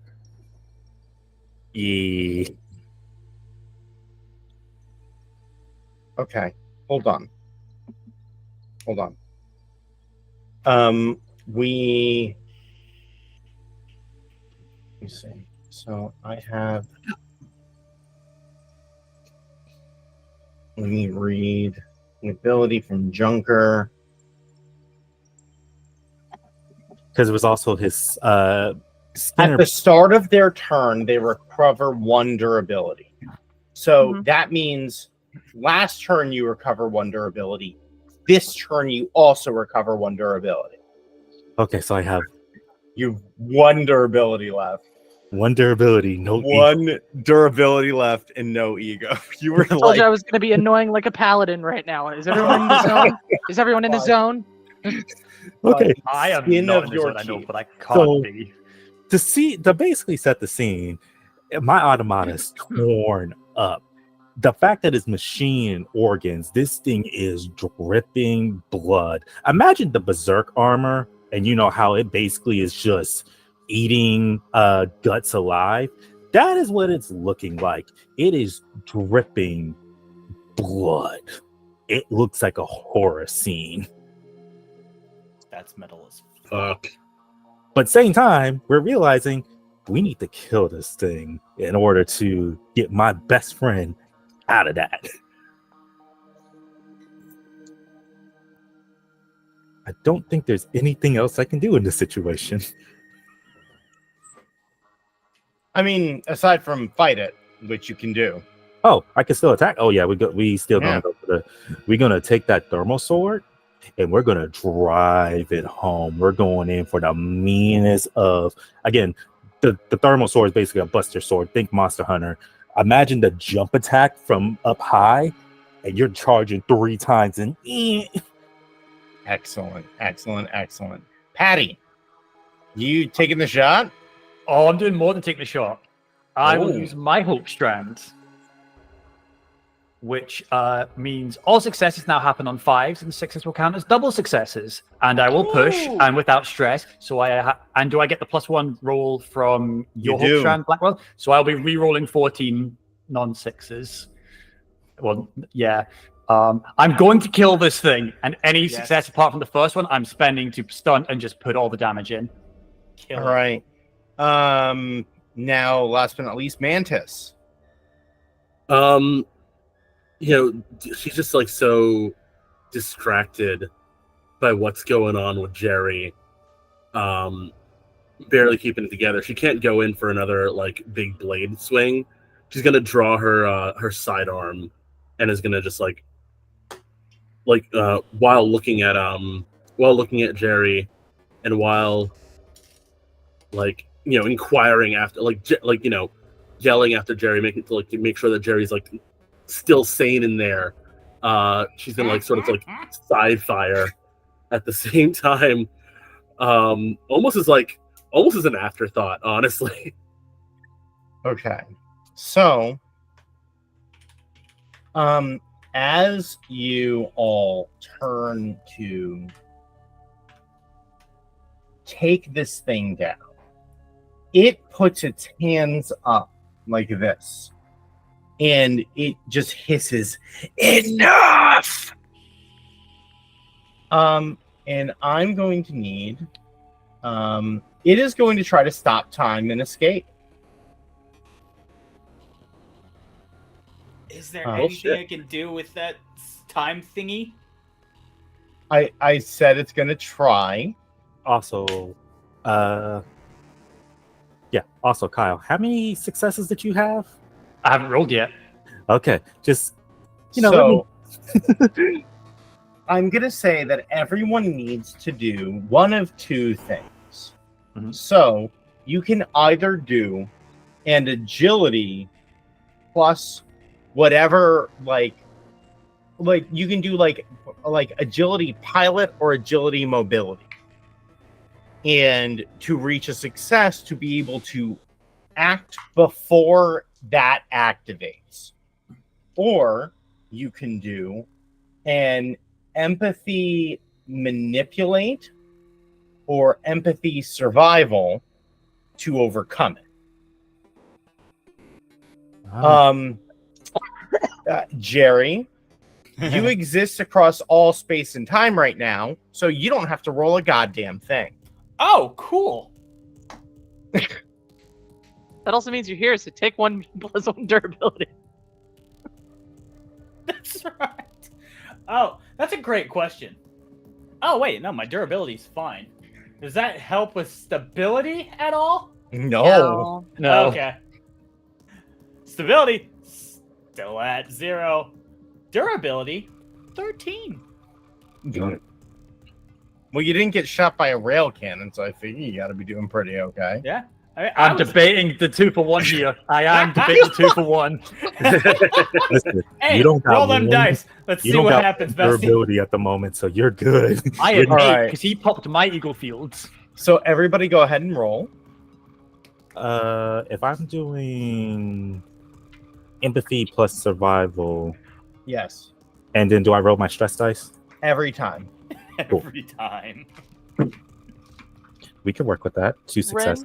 And is there any way I can use one of my strands to basically put myself between whatever, like, put myself in between Eldon and whatever damage is about to happen to them? So right now, there's no damage that is going to happen to Alvin. Okay. Because I'm, Um, like, ready to throw myself in there. So Well- it is just trying to stop time and escape because it Okay. cannot see a way. It can't see a reality in which it survives without escaping. Gotcha. So empathy and survival is to overcome the time stop? Yes, versus agility, mobility, or agility pilot, which is to act before it happens. Okay. So basically, it's trying to stop the actions you are currently trying to take. And good news is, if everyone is making successes, my eagle field immediately gains a +1 along with my stability. You're getting Okay. 2 eagle fields from me. Okay. Cool. So, stress. Okay. Not great, but it's not a failure. Yeah, we only need successes here. Okay, and then So let's go Mantis. 4 successes, 2 failures. You're good. Patty. 2 success, 1 failure. Fuck yes. Eldon. 2, 4, 6, 8. I got 8 successes, and it's like a 2 and a 3 for my stress. Yeah, no, that's fine. Goddamn. Jerry. You didn't have to roll anything. Can't Tank. roll anything. 1 success, no fail. Excellent. So please roll all of your attacks. So Are you gonna do that thing? Tank? Oh, I was talking about it going up the tunnel, but I mean, I can do that now. Or you can do that up to, well, I mean, That was part of the exit strategy, but in this case, it's I mean, I'm good with doing that. it's up to you. Okay. Then I'll go ahead and open basically a hatch. And when I say a hatch, I mean terribly kind of shit. Like, and you More like a hutch than a hatch, really. there ain't no special shit about Gerald on this. It is all like bolts and like this is where did you get this hatch? Well, you see, I took it off a submarine from World War II, and like so you see this hatch just go boonk, and the teeniest person pop out, take something football shaped, and just lob it. And then in the comms, you hear Patty. You hear, "Hit that!"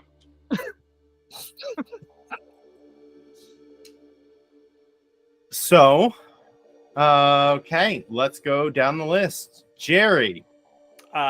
3 successes, 2 stress failures. Okay. So I need Jerry to roll me another stress check. Please add 2 stress to your stress. Oh boy, I'm getting towards that. I'm getting to that ceiling. Next, Eldon. How's your attack? so I got 3 successes on my stress and 2 on the attack, so that's 5. 5. There was 2 misses. Like it was 2 twos. That's fine. That's not an issue. Patty, What do doubles count for? Is it just as in 2 of 6 instead of a 1 it's to 2? 2 successes. 8 passes then. 8 success. 8 successes. To be clear on my attack with that, which I guess would be ranged, I got 3 successes, 1 failure. So And that's more than enough. And last but not least, Mantis. 2 successes, 1 failure. Okay. So,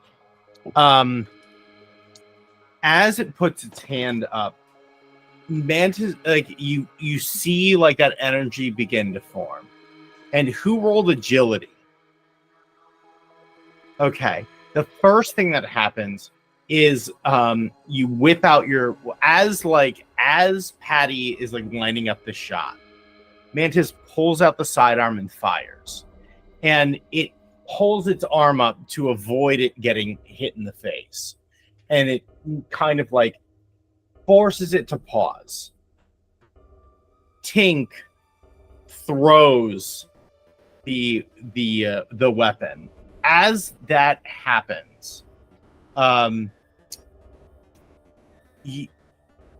both actually I should ask this. Eldon, are you using a sword or are you using firearm? It was the thermal sword. Thermal sword. Okay.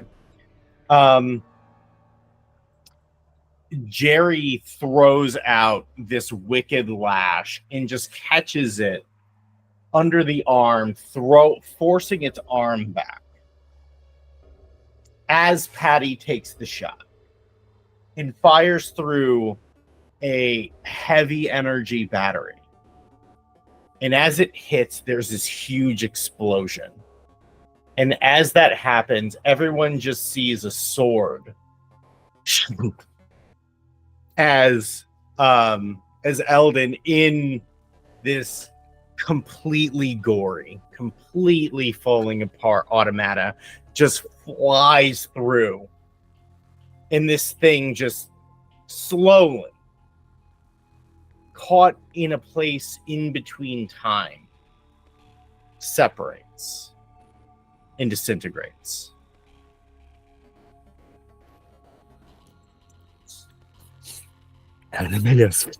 Now, how did you do on that stress roll? 20. So, Let's go, Kyle's face. 20 what? Oh, I rolled a d6, then I add my stress, so I rolled. Oh, a six. okay. Okay, I So- rolled a 6 plus 14. at 16, you would completely disassociate.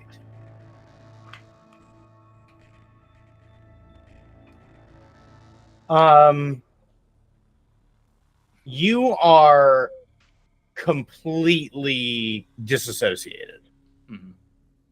Mhm. The automata drops out of its awakened state and drops to a knee and slumps over and just completely stops moving. Can I get to his automata? Like, it's like almost limping essentially, since again, 1 durability, and it's just limping towards him, wings torn asunder, blood, whatever bits and parts just dripping behind him. Just Eldon's just trying to get to his best friend. You start making your way over. Tank. I have a question. Would this be considered a critical injury? So no, Damn, it's Okay. not. That is actually an entirely different chart. I was reaching. Listen, we appreciate the power. Because the Yeah. healer main couldn't help but take the emergency trauma kit. As you folks start to try to pick up the pieces after this happened, the entire world begins to fold in on itself. Oh, this is bad. You kind of lose sense of where you are in space and in time for a moment. And then you realize that you are back where you were. You are standing in oh, well, actually, wait, hold on. How do you get... That's a great question. How do you actually get critical injuries for automatas? Kyle, no. You know, No, because you are not broken. About that. Ren, you might want to check the chat. Yeah. I did the timeline math. Oh, wait, hold on. Whoops. Remember that damage over time? Yeah. This is round 4 technically now after that thing dies. And you're 'Cause- taking more damage than you're healing. Well, because based on everyone's success, it goes to my ego field, not my durability. And you're in that attack very specifically bypass Yeah. your ego field. That's why I took it. This thing just bypasses all ego field. And it's great until it's not. Yeah. Has the storm finished? So the storm has finished and the automata has collapsed. Okay, so I'm gonna roll me 2d6. And let me know what the numbers are. Origin is gonna be. No, this is for very specifically Eldon. So I got a 6 and a 1. 61. Your Pretty sure that adds up to 7, but sure.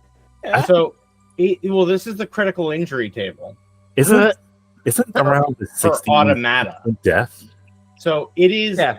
life support is offline. So stability rolls get a -2 modifier.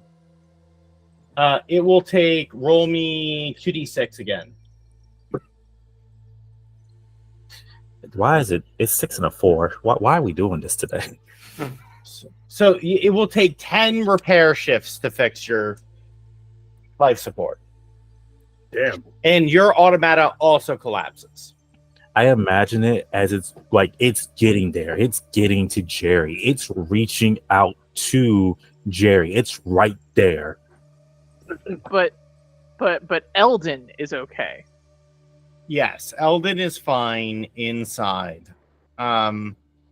So you folks are now at the bottom of the pit.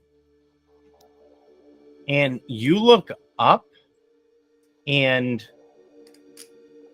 all of the horrors are gone. Oh. Okay. The ones that were killed here are still dead here. Gross.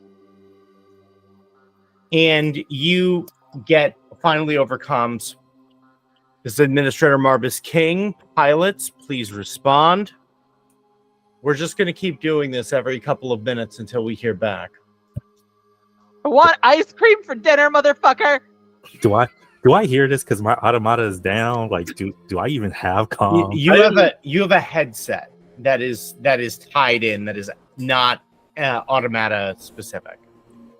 I'm fully not responding until I get over to both Jerry, to both of them, and like sort of like in our automatas, like do a double fireman's carry to sort of get them both up and moving. Before you even get to do that with them, Eldon's like kicking his cockpit, trying to get the damn thing open, still trying to get to Jerry.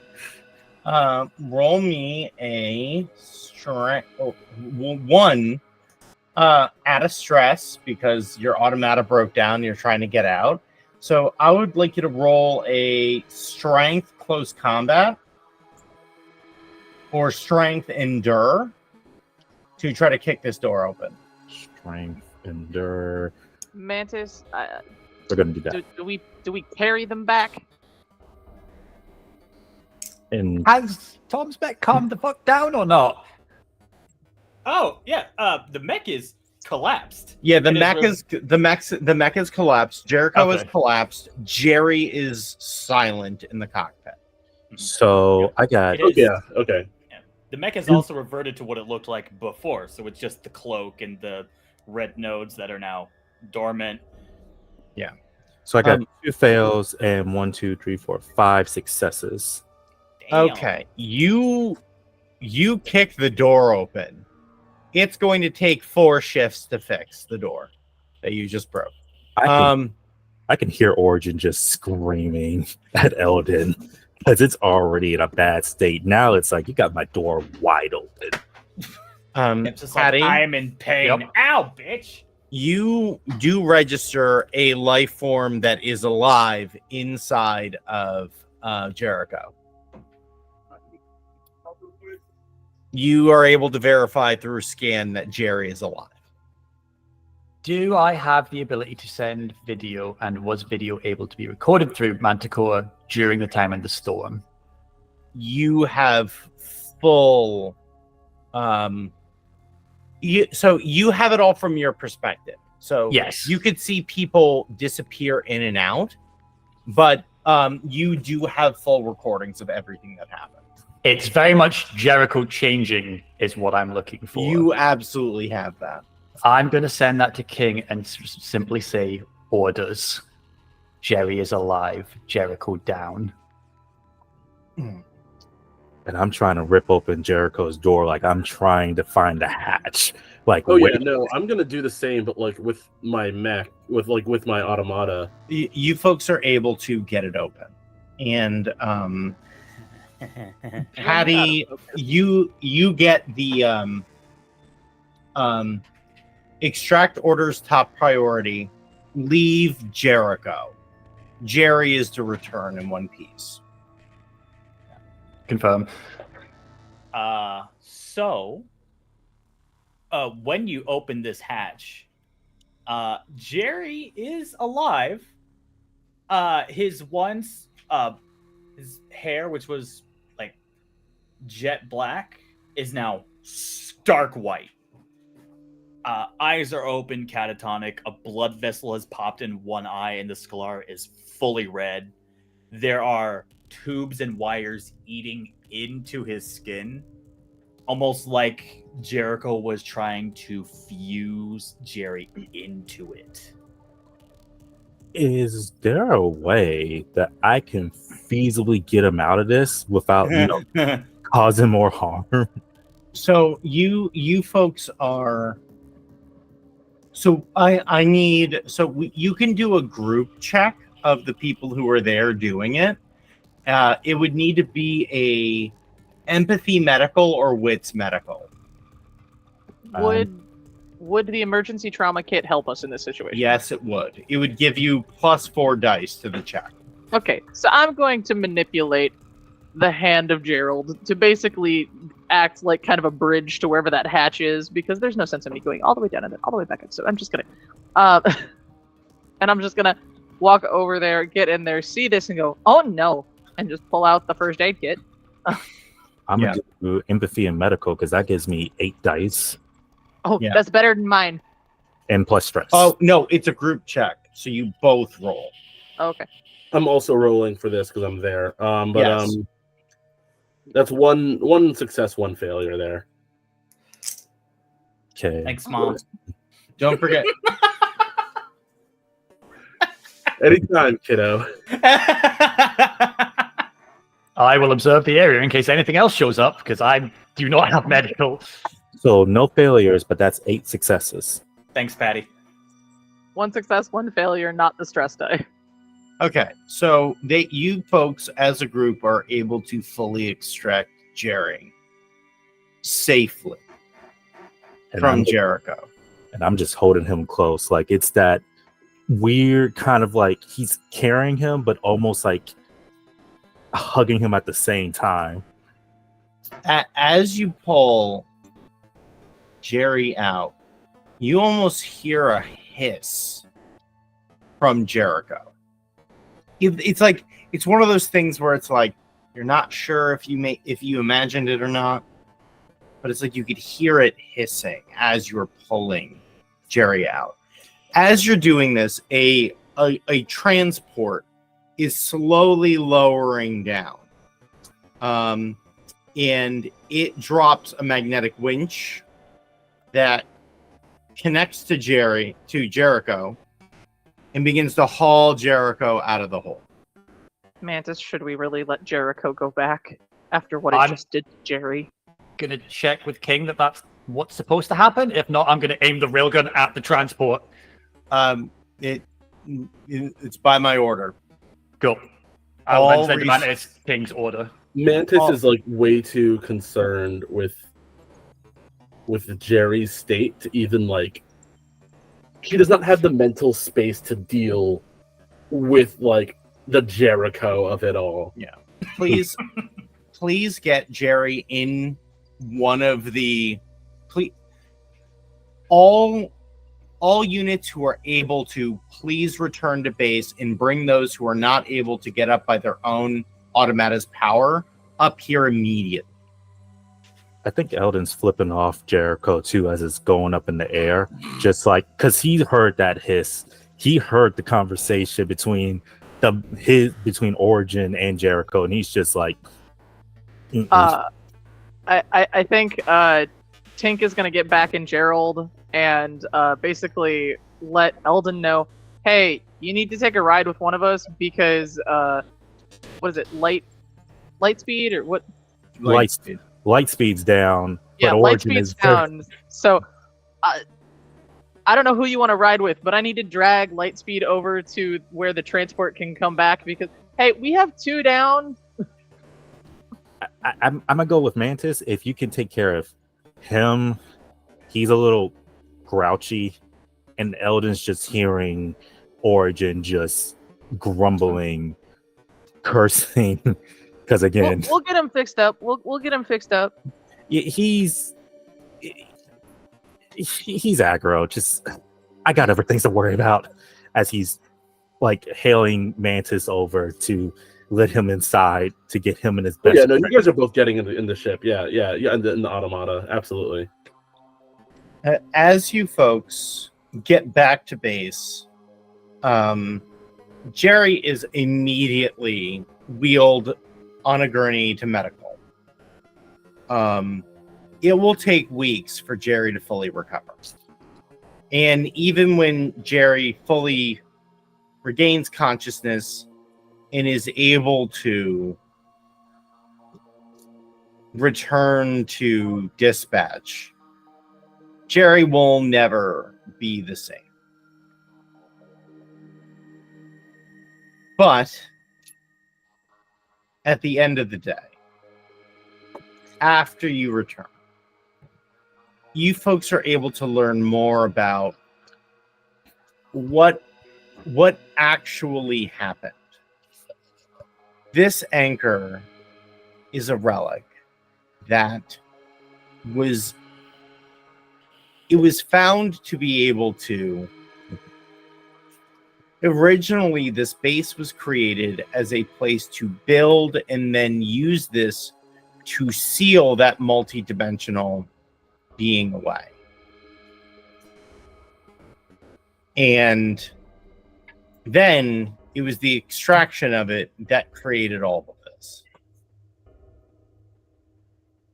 And without you all,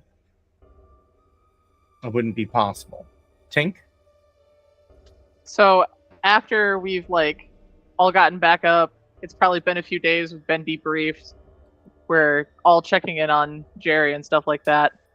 There's going to be a moment, hopefully after he has regained consciousness, where the night before I go up to Patty with 3 AAAs or three 9 volts and go, all right, give me your face, so that I can fix his smile so that we can go give a good fucking smile to Jerry in the morning. I think Eldon has been camping out in the infirmary with Jerry. Just he refuses to leave. He is sleeping there. Oh yeah, 'Cause no. Mantis has been there the entire goddamn time. anytime it's been told like, "Hey, you should go," no, I'm not leaving my best friend. You got me fucked up. I'm not leaving my best friend. Administrator King sets you up in the room adjacent. So instead of you having where the suite you were in, your beds are brought in here, your effects are brought in here. All of those things are basically set up so you can be comfortable while you wait.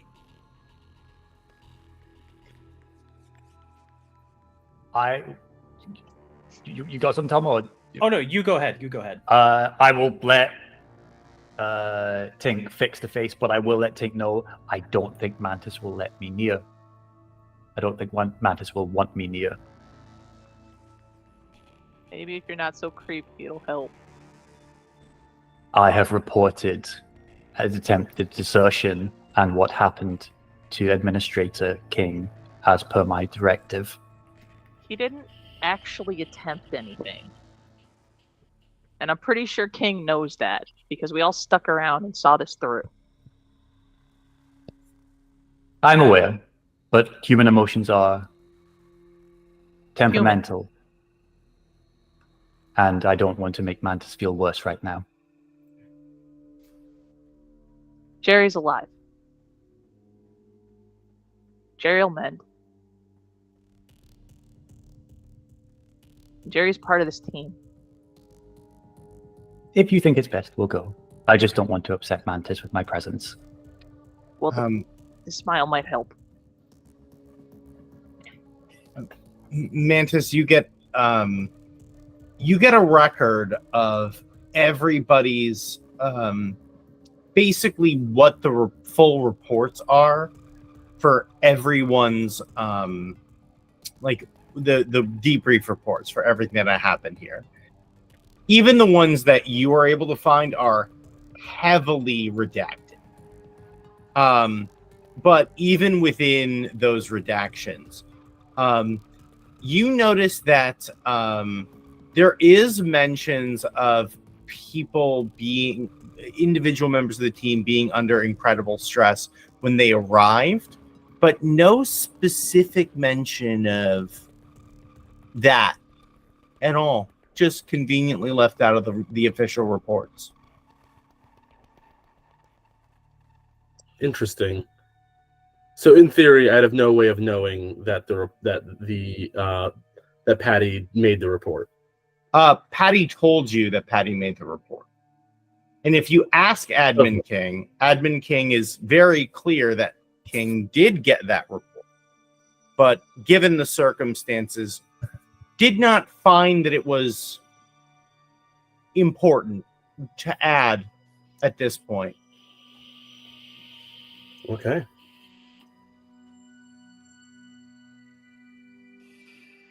Go ahead.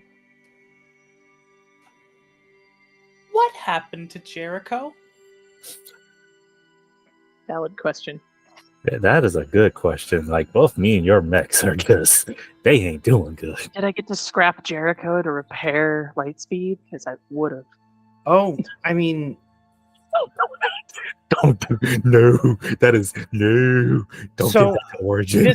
this is a question that Administrator King answers at least 4 or 5 different times, because the video of what happened can't just be undone, and that's something that is so important that it can't just go away. And so when asked why Jericho was fully repaired and then returned to service, Admin King said, "It is incredibly important in these most dangerous of times that we have powerful weapons with which to defeat our enemies. And while, yes, there is risk involved, we are dealing with the end of the world, and in which case we cannot take any options off the table." So, I think Jerry actually becomes conscious and wakes up while the rest of the group is asleep,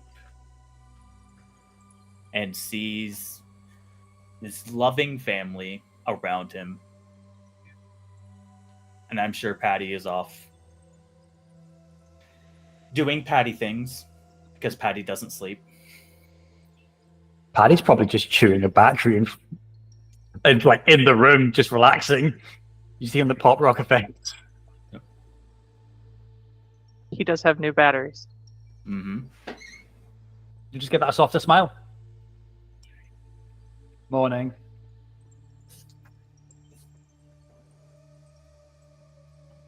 How do you feel? My tongue tickles.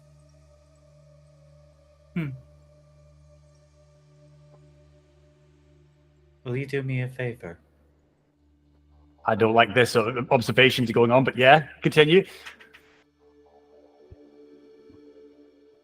I'd like to go for a walk.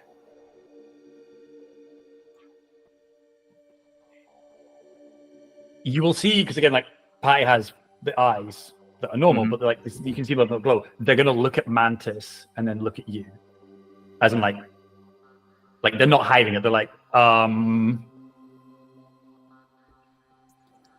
I just wish to stretch my legs.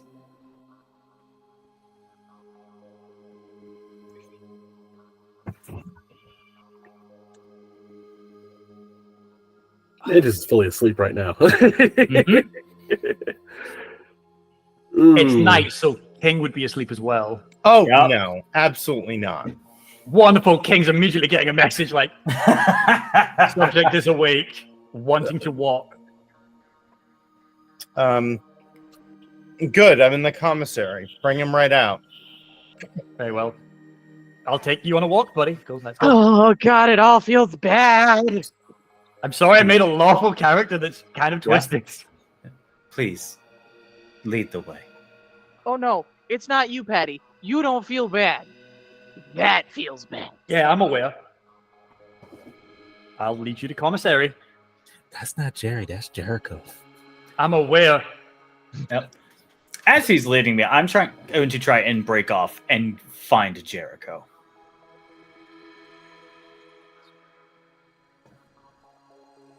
Can I use my stun? So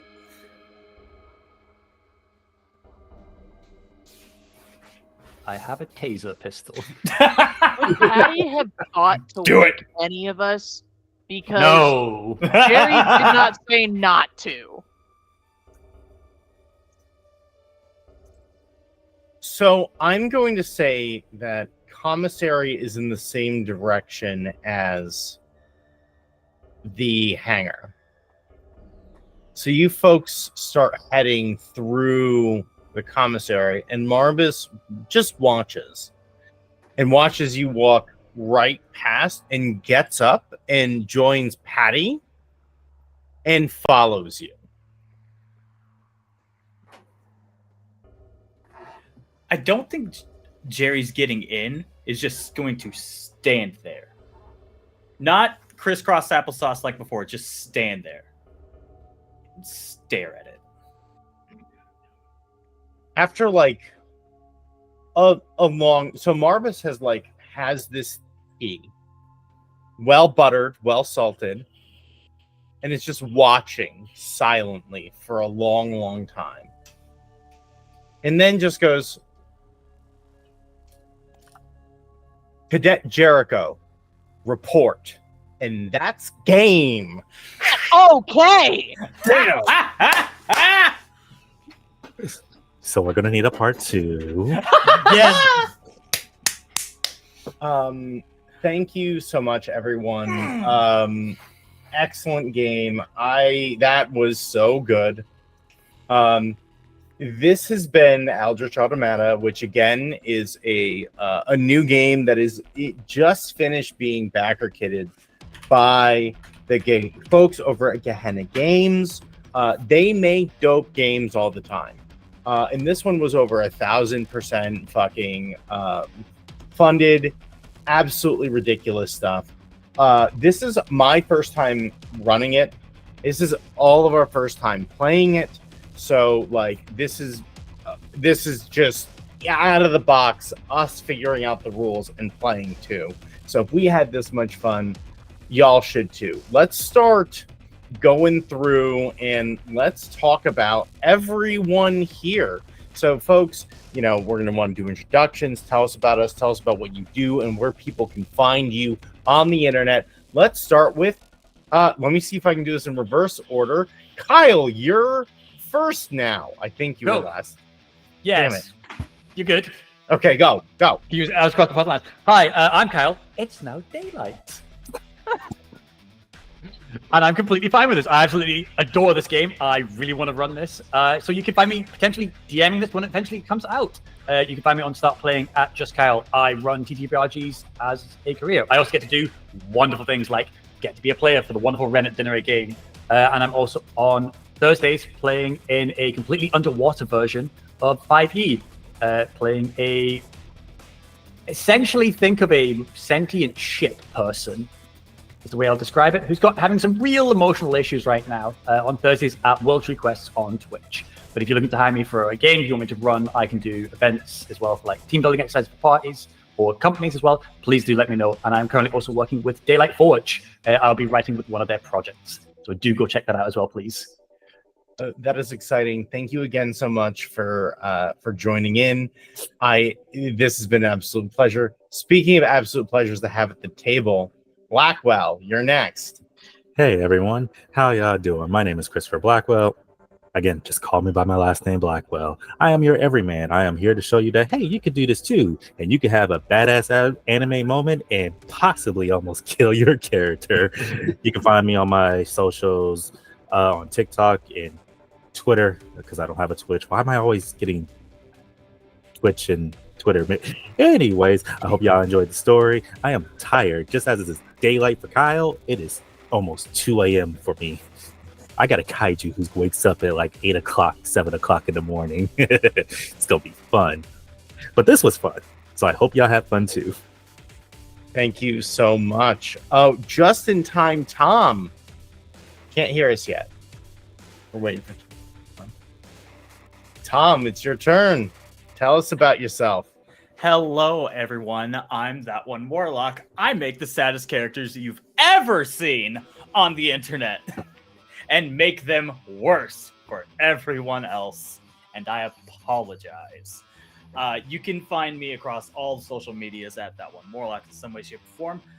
If you like seeing me as a player, you can find me on Mondays on the Starfield playing in the game of Werewolf 5e, where I play the third Glasswalker named Travis.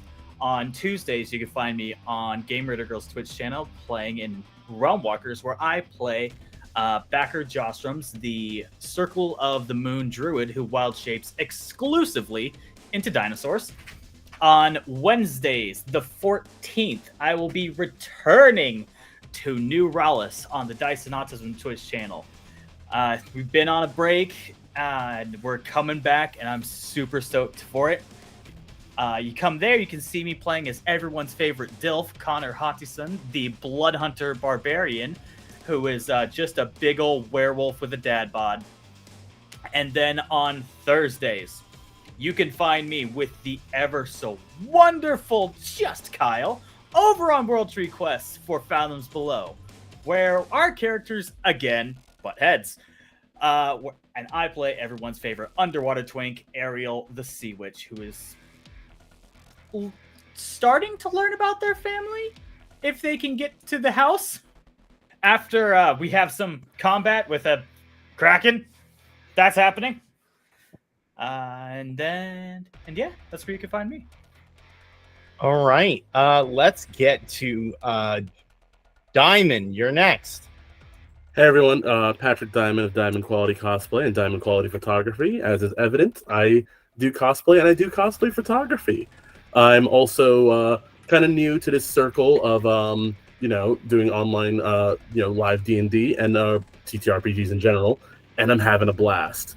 I've played in one of Ren's games before. This is my second Ren game.